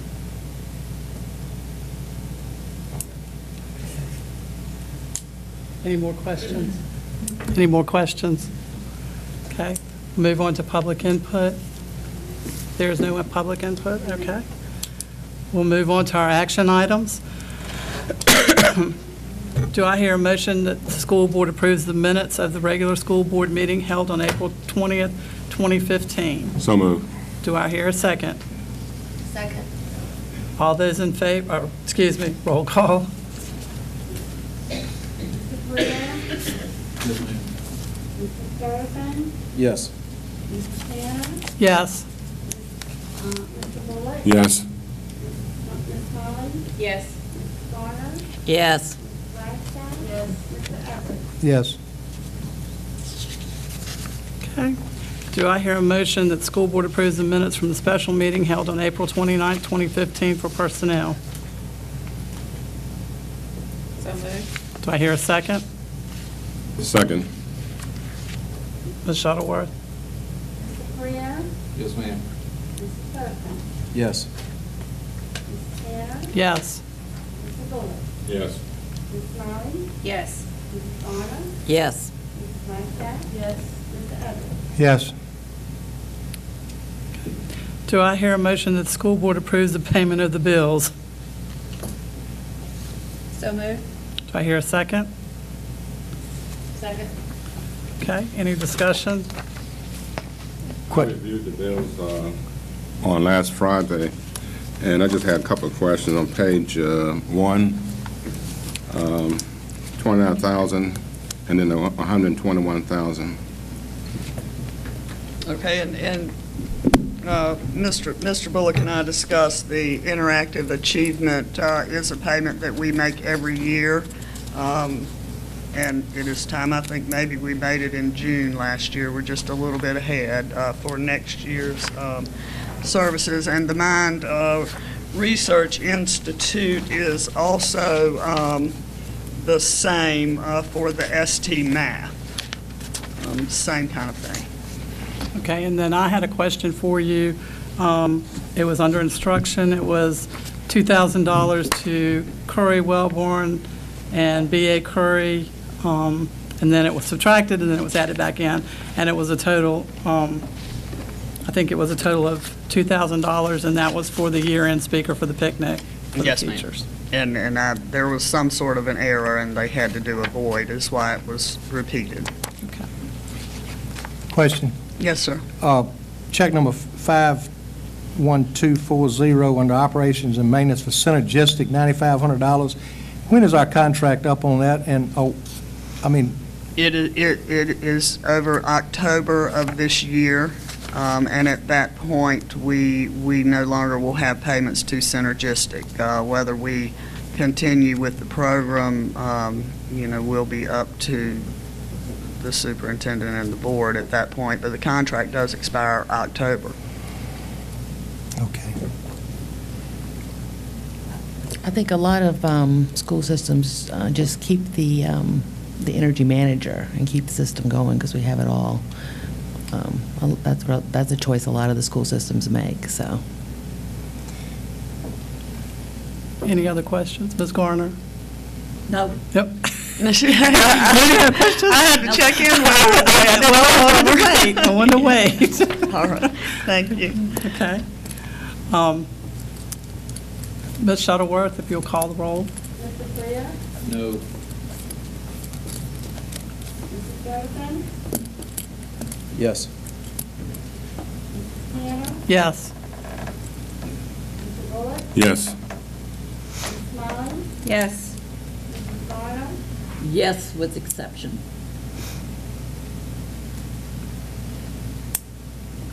Mrs. Flagstaff? Yes. Mr. Everett? No. Okay. Do I hear a motion that the school board approves the personnel recommendations? So moved. Do I hear a second? Second. Okay. Roll call. Is there any discussion? Roll call. Mr. Freya? No. Mrs. Burton? Abstain. Ms. Tanner? Yes. Mr. Bullock? Yes. Ms. Smiley? Yes. Mrs. Garner? Yes. Mrs. Flagstaff? Yes. Mr. Everett? Yes. Okay. Do I hear a motion that the school board approves for Mrs. Crutchfield to enter the VSBA Food for Thought competition? So moved. Do I hear a second? Second. If you remember, she made this presentation to us at the last board meeting. Roll call. Mr. Freya? Yes. Mrs. Burton? Yes. Mrs. Yes. Mr. Bullock? Yes. Ms. Smiley? Yes. Ms. Gardner? Yes. Mrs. Blackstock? Yes. Mr. Edwards? Yes. Do I hear a motion that the school board approves the VRS member contributions as presented by Mrs. Donna Gardner at the April 20th, 2015 meeting? So moved. Do I hear a second? Second. Ms. Shuttleworth? Mr. Clear? Yes. Mr. Sturdivant? Yes. Mrs. Tanner? Yes. Mr. Bullock? Yes. Ms. Smiley? Yes. Mrs. Garner? Yes. Mrs. Blackstock? Yes. Mr. Edwards? Yes. Do I hear a motion that the school board approves to enter into the agreement with Dell Financial Services? So moved. Do I hear a second? Second. Any discussion? Ms. Shuttleworth? Mr. Clear? Yes. Mr. Sturdivant? Abstain. Mrs. Tanner? Yes. Mr. Bullock? Yes. Ms. Smiley? Yes. Mrs. Garner? Yes. Mrs. Blackstock? Yes. Mr. Edwards? No. Okay. For the chairman's follow-up to questions and concerns, Mr. Edwards had asked me about the drug testing program. You have the information at your seats. If you remember, we were doing it as a pilot. We were going to revisit. Also, I had promised Mrs. Bailey that I would bring this up again after the end of the school year for us to revisit. There were parents that were concerned and wanted to be able to voice their concerns. If you remember, this was part of our old policies before we changed over to the VSBA policies. You have before you what the policy states now with VSBA, and what we need to know is, do you want to put it on the agenda for next month to be brought back up for that to be added to our new policies? And that would give those other parents the opportunity to come forward and speak if they wanted to. And then we have the information. And then Dr. Thornton, if you want to talk about the testing periods and what we did. Yeah, I think you missed my question totally. I'll ask about the drug testing that we voted on and appropriated money for athletics. And that's what this is. And so I just need to know how many times we And tested. that's what he's getting ready to tell you. Okay, so I just. So I didn't miss it. I just But it was- hadn't gotten there. But it was a chairman's comment, so I thought maybe you would finish it, but if you want to turn it over to him, that's fine. I'm going to turn it over to him for the information. Okay. That's good. Okay, we tested one time in the fall with 55 tests at Bluestone High School, 1 sent for confirmation, 26 at the middle school, 58 at Parkview High School, 1 sent for confirmation, 36 at Parkview Middle School, 1 sent for confirmation. No test is considered absolutely positive until the confirmation results are obtained. Confirmation test results, 2 confirmed negative, 1 confirmed positive, and this student had appropriate documentation of prescribed medication that fell into the testing category.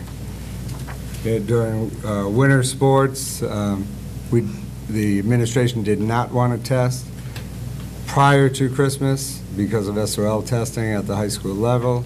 After that, we had quite a few snow incidents and problems, which canceled the testing. Then when we went into the spring, the administration did not want to give up an entire day of instruction with all the snow days missed for testing. So we did not test after the initial test. What were the costs of the test? If you can refresh my memory. Do you remember that? I think the first round of tests was $4,000.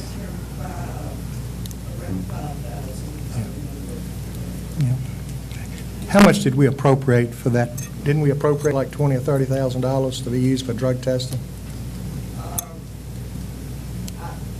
I don't think that was an actual part of our budget. I thought that we agreed to do that and add that to policy after we already had a budget in place. It was after the budget. So where was the money coming from? We took it from the athletic accounts. And we didn't have a trainer this year at Parkview, which we had in the budget, so we really took it from that account.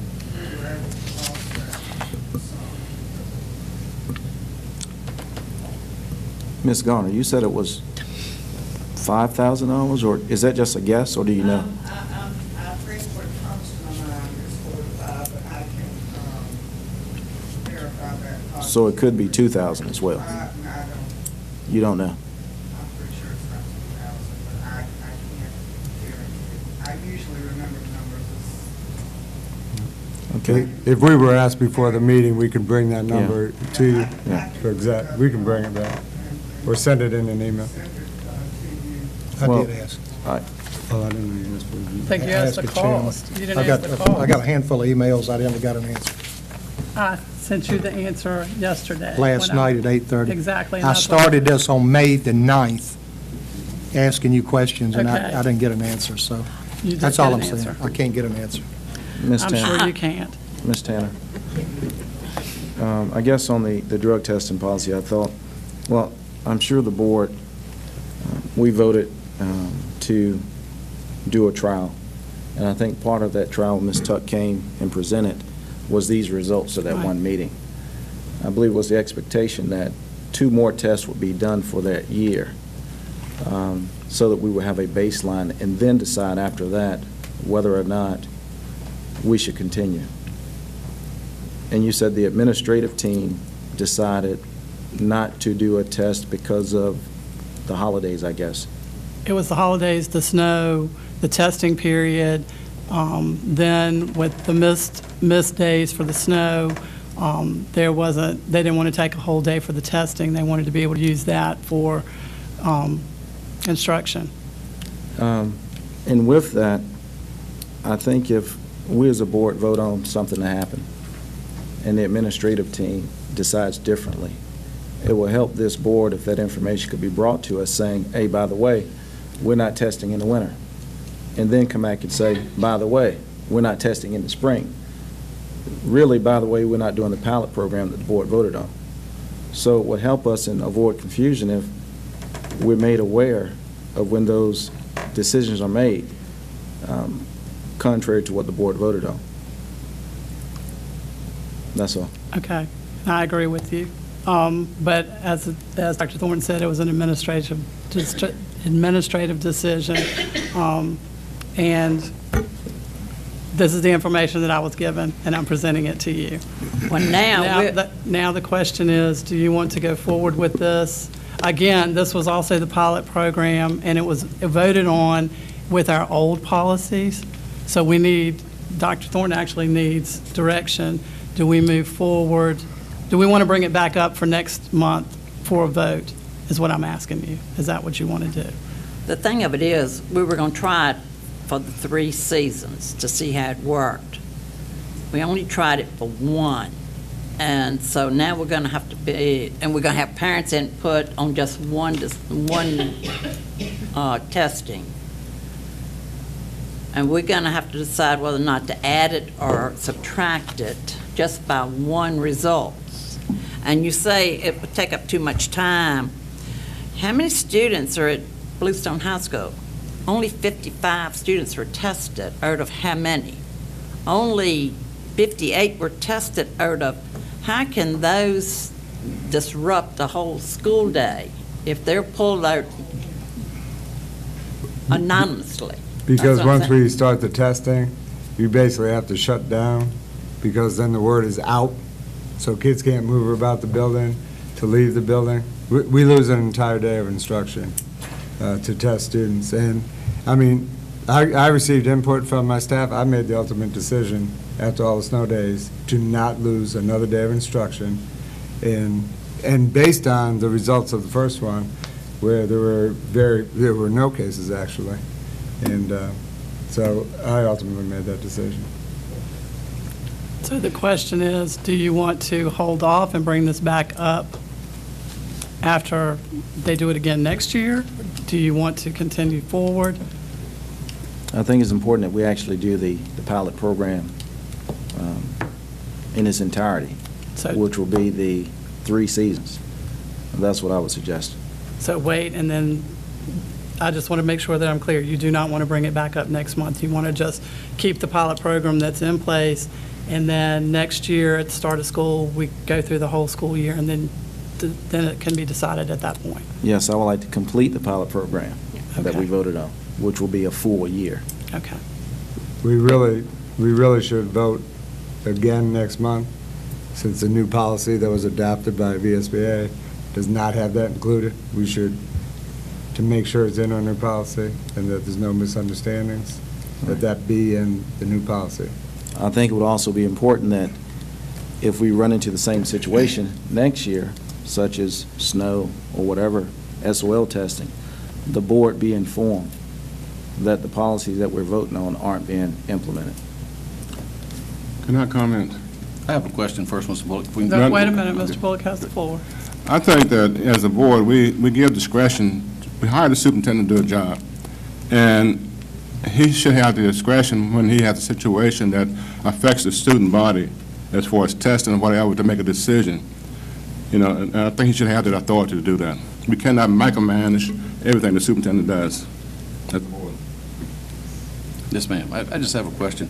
Ms. Garner, you said it costs $4,500 roughly. I mean, give or take $5,000. So we had $15,000 roughly we were going to spend for drug testing. Since we didn't, what we do with the other $10,000? I mean, do we do this as a cost savings, or do we do it because of a convenience? That's all. Actually, it was not in the budget to begin with. We were using funds that were actually budgeted for trainers that we did not use this year. So those are the funds that we were using to fund the program. We didn't actually have anything in there. So none of that, all that was coming out of money we would use for trainers, or it wasn't coming out of our operations? It's an athletic supplemental account that we have for things that have to do with the athletics. In previous years, we have used the trainers out of that account. I got one more question. Thank you. If he's finished. I got one more question. Maybe I'm confused. If this board, somebody makes a motion on this board and it's seconded and we vote, then we can't do it until we put it on the VSBA, in the VSBA book and adopt it. If we vote on something to be done in a year, that should be done in a year. It doesn't have to be a policy, a ongoing policy. We voted to do it, and you don't need to put it in a policy manual and ask the VSBA, because, okay, if we do that and Charlotte County wants to adopt the VSBA policies, are they going to adopt ours? Because we added it.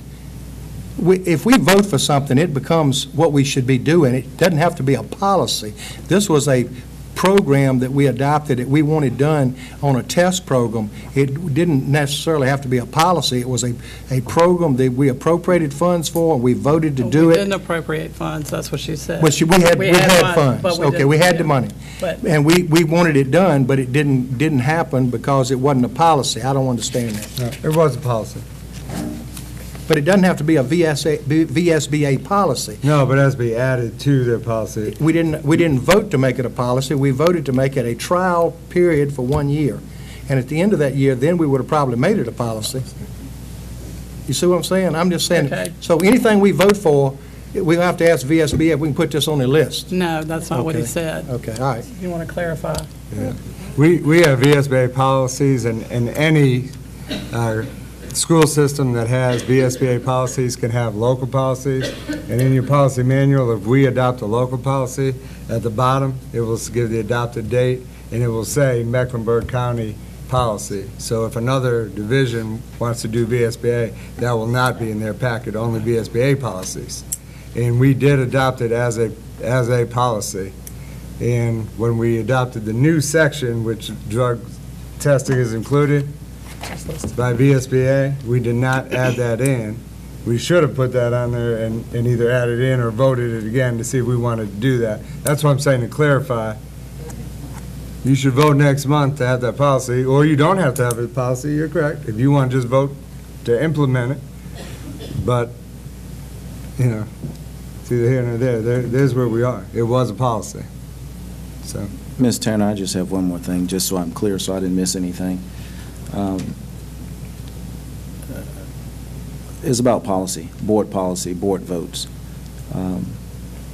Mr. Bullock suggested that if the board makes a policy, the superintendent has discretion to not abide by that policy. That's not what I said, Mr. Can you share, maybe I made a mistake. I said that we should not be micromanaging everything the superintendent does. But when they're dealing with the student body and it's going to affect the SOL outcome, then I think he has the discretion to delay what we voted on. Because if we don't pass the SOL, the next thing we want to know why we're falling down on SOLs.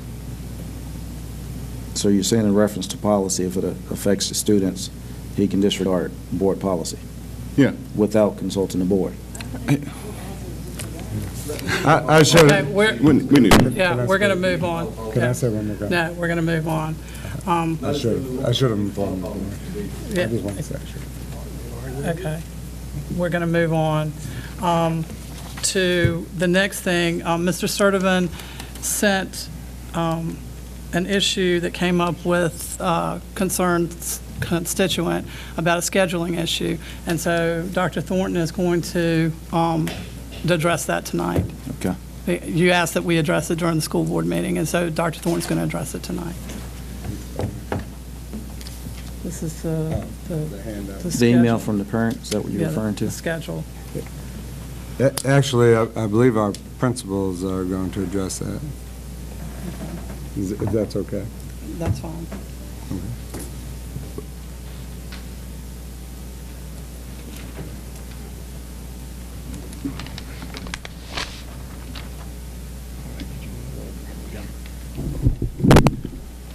All right. Then one of the questions that came about was the fourth block and the year-long and actual different electives that was offered during the year-long. Now, one thing I wanted to point out was that during the actual scheduling process, if you're scheduling for an associate's degree, governor's school, something of that nature, we do offer the foreign language in the actual 8th grade. And that's the actual process, the track that we actually get the students on. So therefore, during the regular 9th, 10th, and 11th grade and 12th grade, during that fourth block class, you can actually take that other elective, that year-long elective that you would like. So that is how the actual schedule is laid out and that's what we actually follow at Bluestone High School also. That makes it possible for students who are in the band program to continue band from 9th grade through 12th grade.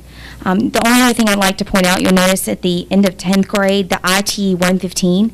This is a summer course that is actually only offered for 2 summers. This summer we're offering it to the rising junior class, and then we'll offer it to the class behind them, and that's just to get them caught up to where they need to be to finish all the requirements for the associate's degree. But the way that our schedule is set forth now, even if you are on the associate's degree track, you still have plenty of time in your schedule to meet the requirements, as well as that elective such as band or any other CT course that you would like to take. Question. Yes. Are we paying for this? Is the school paying for this summer course, or the children having to pay for it themselves? The school system is paying for that. How many children and what does it cost per child? We're offering it 2 separate locations based on the students are going to Bluestone and Parkview, but it's offered as like a hybrid type course. So they're going to come and meet with the instructor a couple times, but most of it is going to be done online. Right. In terms of Parkview, I can answer. He asked how much it costs. We get full reimbursement because it's our instructor. Correct. So it doesn't cost the school system any money. Right. So we're not paying anything now? No. Okay. All right. Gets the students learning in the summertime. Okay, that's what I was trying to get to where we were going. That's fine. Any other questions? And the parents understand that each track that these students are on, and the students understand that each track that the students are on, that they elect to do that. It's a choice to do that. So if you want to be on the band, it's a choice to do that. If you want to be in the dual enrollment, it's a choice to do that, and there's certain electives that you have to take. Yes, ma'am. We lay that out for them in the 8th grade, and they actually get this course plan to follow them throughout. Then our guidance department meets with them regularly, so they know in 9th grade what classes they're going to be taking in 11th and 12th. If they choose to take that. If they choose to go this path. Exactly, to go that path. Madam Chairman, may I? It's not unlike if our students choose to go to governor's school and spend half the day at governor's school, their choices when they come back are narrowed considerably. Speaking of governor's school, how many people from Bluestone did we have going to governor's school next year? The governor's school, including the STEM program? Yes. The governor's school is, I think we have 6. You have the other slots of the 8, yes. How many slots do we have? Overall slots for the governor's school is... How many do you have? How many does Parkview have? This year, it was shifted, just to get down into the details of it. We have an even amount of slots. It was shifted this year due to the fact of the actual qualification score that you need to actually get into the governor's school program. How many did you, how many slots did you have to begin with? To begin with, it's even amount, so it's 7-7. It's about 7-7, even 7-7. amount. And then it shifts depending on the amount of individuals that I have qualified or the amount of individuals that Ms. Kinley at Parkview High School have to qualify. It's offset by different slots at the STEM program. Did we retest some of yours to see that we sent enough students from Bluestone? Yes, we did retest. And originally you test right there at the end of the year, and then yes, you can retest. And also, yes, sir. Okay. Yes, sir. And also, we tell the parents and different things of that nature that you can actually go up to the actual SVCC and talk to the individuals to test again if you decide to do that, at no cost to the parent, of course. But if we already gave our slots away, they couldn't go up there and do that, right? No, if we already gave the slots away, then I guess there's no slots available if we gave them away.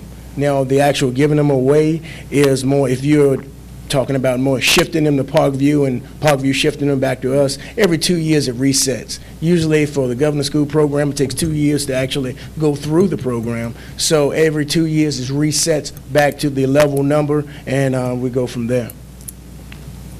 Mr. Coleman, you said every 2 years or every year to balance it out? Every 2 years, sir. So the following year, if you shifted X number of slots, when the rising juniors take the test, you wouldn't receive those slots back to balance it out? So it's every year, correct? He would, but for example, if Parkview got additional slots, we wouldn't tell those juniors, oh, you can't go back senior year. So they carry out that 2 years, and then they get the same amount next year. No, the new juniors testing. It's the same amount. It's equal playing fields. Can I make a comment? Since I'm on the governor's school board.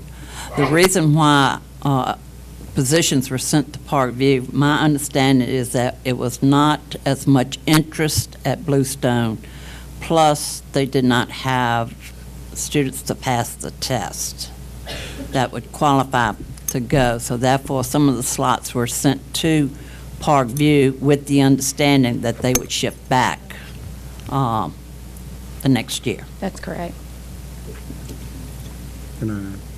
This is a common practice. We actually do this regionally as well.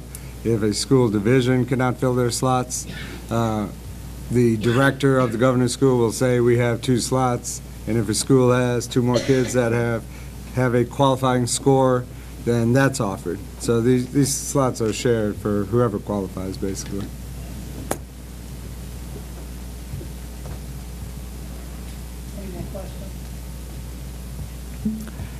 If not, we have a birthday in the house tonight. It's Miss Kinley's birthday, so we'd like to wish her a happy birthday. Thank you. Happy birthday.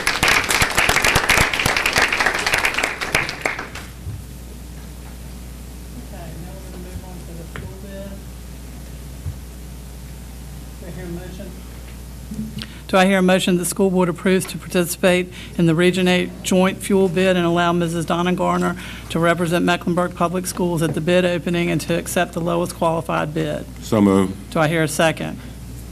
Second. Ms. Garner? I'm sorry, Ms. Shuttleworth.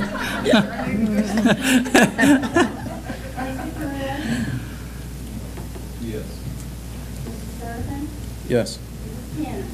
Yes. Yes. Yes. Yes. Yes. Next item, for agenda preparation. Dr. Thornton, would you tell us about the SOL testing? Yeah, I can put that on the board agenda. For next month, it will be preliminary at that time. I don't want to jinx anything, but our schools are doing very, very well at this point. And again, everything is preliminary, and so I'd rather not share where we are, but we're doing very well, and we've had some major improvements. So next month, you can get a full preliminary report, and I think you'll be excited. Thank you. Okay, board member remarks. Mr. Sturdivant? Yes, Ms. Turner. Ms. Tanner, if we can have on the agenda for next month, looking into and the consideration of having all boys soccer at the middle school level.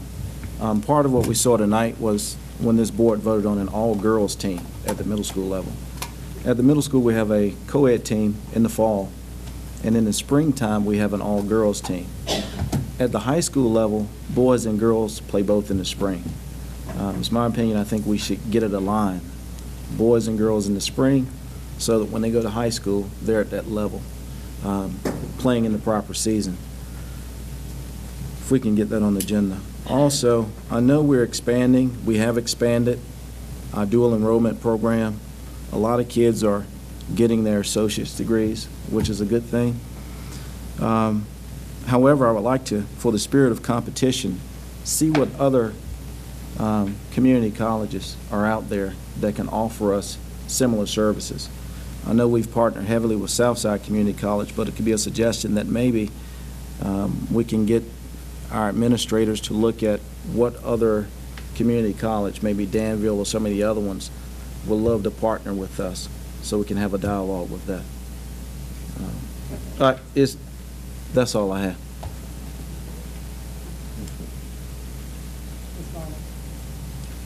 I would like to thank all the teachers and administrators for a wonderful year.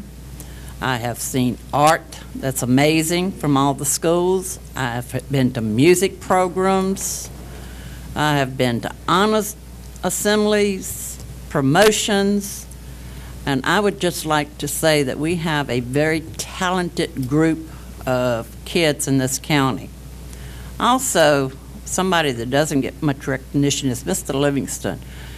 He gave his bus drivers a picnic this past weekend, or was it 2 weeks ago? And I had the honor of being invited by one of the bus drivers, and I thought it was a very nice appreciation lunch for those that do not get much recognition. So I would like to thank Mr. Livingston for doing that for his bus drivers. I just want to thank all the teachers and all the principals. They have done an excellent job this year, and also our students. I was real proud to see the student come in tonight and play the piano and the violin. And I had one parent say to me, I hope y'all don't cut this out because it's benefiting our children. And I was real proud to see them stand here tonight and play. Look very professional.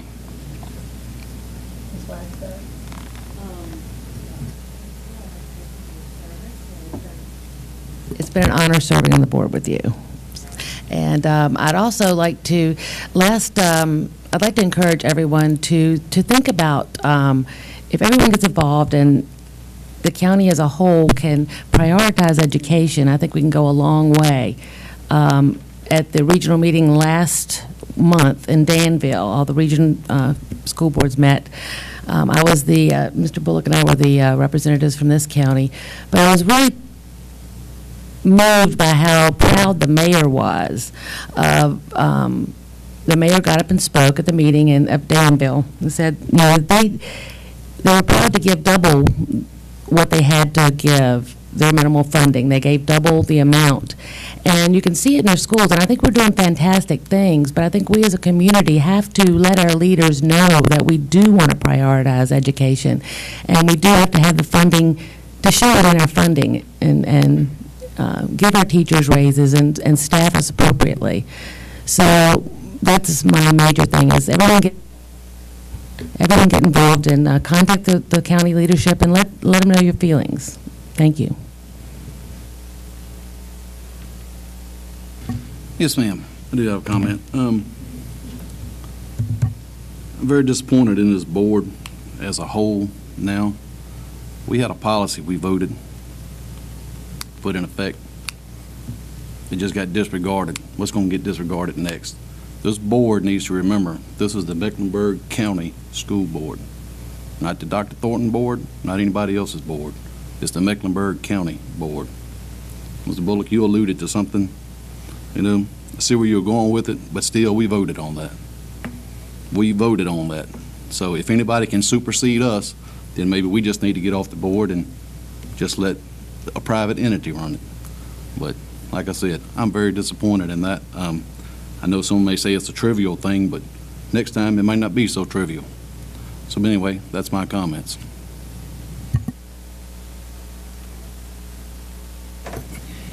The only thing, at the end of this year, I belong to several clubs, the Ruitons and some other clubs that pass out scholarships to children. And it seems it's getting harder and harder for the children to apply for some of these scholarships. I mean, there's money there to be had, and the kids are not getting the word. And where I'm going with this, are our guidance counselors overworked with testing rather than doing guidance with the children? You know, especially the middle and high school areas, these guidance counselors need to be sitting down with these kids in school and directing them on how to get to college, finding out what their career goals are as far as do they want to not want to go to college, and give some direction to these children rather than us worrying about these SOL tests and all this, the testing. Is there some other way that we could shift some of the burden off the guidance counselors so they can have more with the kids? Because, I mean, we had to actually call the schools to try to find out if we could get kids to apply for scholarships. I mean, $5,000 and $2,000 and $5,000 scholarships, and, you know, the kids just go, well, I didn't know about it. And they're there every year. So I just wondered if that's something we could look at. That's all I got.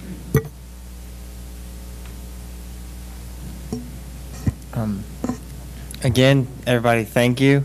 And I am very pleased with all what happened at the very beginning of the meeting. I talked about it last month about how when I was in elementary school, I was happy if I got to bang on a triangle. But I think we are punching above our weight, definitely. I think we're doing good things. And the acting duo that came in here at the very beginning, the young male, Nick Collins, he wants to go to Juilliard for acting. So those of us who were fortunate enough to know Nick and have had the opportunity to perform with Nick several times expect nothing less of him, and are also looking forward to our free Broadway tickets when he gets up there. So I'm very proud of everything that's been going on and the opportunities that I've had, going back to this being my last time. But I've been happy to serve up here and see the things that I've had. So thank you. Ms. Smiley. Congratulations to all the graduates, and especially you, Mr. Wilson. Best of luck to you and all of your future endeavors. Congrats to the Teachers of the Year, all of the students that received awards this evening. Thanks to Colgate Square, Aaron Creek Farms, and Hardy Ford for their support of our school system. Kudos to the pianists, violinists, and actors as well. In regard to the drug testing pilot, a pilot is just that. It's a test to see whether it's a viable issue that we want to pursue or not. And I concur with Dr. Thornton with all of the lost time because of the cold weather, snow. If it became an issue to where we had lost a lot of instructional time, and that hindered into instruction as far as doing mass drug testing, to me, I think our children's education is far more important than administering a drug test, and particularly being the first wave seems to be 99% or 100% positive. I mean, negative, excuse me, negative. Yeah, let's get that correct. And in regard to the comment about having additional guidance in the school system to support the guidance counselors, that's an excellent idea. In fact, Southside Virginia Community College, I know, does offer part-time support for our schools in the form of high school career coaches, and they are involved at the high schools. They work part-time, no cost whatsoever to the county school system, and those high school career coaches are there not just to support our community college, which Southside Virginia Community College, by the way, serves Mecklenburg County. They are there to support students and guiding them to any college career track, and helps them with applying for financial aid, whether they're going to the community college, Longwood University, Virginia Tech, it doesn't matter. We're there to help support post-secondary education or help them with counseling if they are interested in job seeking, finding a job. So that is a free service that helps our guidance counselors. That's no cost to the school system. And in regard to scholarships, my experience is that the guidance office has been wonderful in announcing over the intercom about scholarship information is available in the guidance office, and they've always, and Mr. Wilson, maybe you could share, is there generally a list that's updated every month in the guidance office that students can pick up? Yes, they publish a list of all the scholarships that are available, and it's available in guidance to pick up. And do they announce it over the intercom that it's available? Especially when some scholarships aren't receiving enough attention, they do go out of the way to announce Right. it to make sure to stop by. And it's available. Okay, great. Thanks for confirming that. And also, in regard to pursuing other community colleges, such as Danville Community College, to offer credit classes for Mecklenburg County schools. I'm sorry if a board member doesn't support the community college that's mandated by the state to serve Mecklenburg County.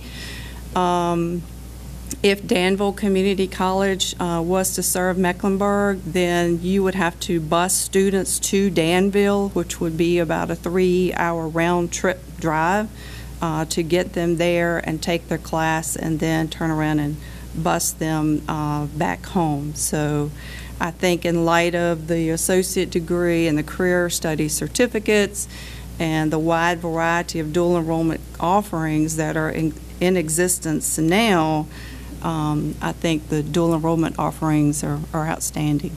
Mecklenburg is probably one of the most involved as far as dual enrollment offerings within our service area of Southside Virginia Community College. That's it. How do I follow all of that and remember what I had to say? I want to thank all of the teachers, students, parents for a successful year that we've had. I also want to say congratulations to all of the students that got the certifications that were here tonight. And also, it really warms my heart to see these students playing the violin and the pianos. And I want to let you know that there was an Economic Development Summit here for the entire Southside region, and our students shined. They shined bright. They shine bright through this entire region, and people outside of the region from higher up in state government were so impressed with what our students are doing and the programs that we offer and how we offer it with the little funds that we have. And they made several comments about that. But they shine bright, and our students are well, and they're going to continue to be well. And so I want to end this year on a positive note, thanking everyone, and look forward to coming back next year.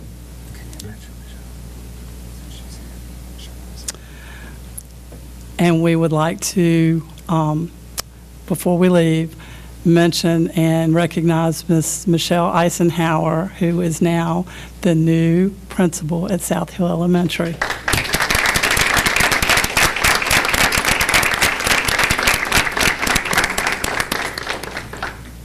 And I want to thank Greg Gordon for being here and staying through the entire meeting tonight. And I want to thank him and the other board members who have supported our budget, and remind all of the parents and staff and anyone that would like to come out on Thursday night to voice their opinions and voice the needs for the school system, we would appreciate it. Is that all I need to say? Because I keep getting whispers. Okay, do I hear, we are adjourned. I don't have to have a motion for that.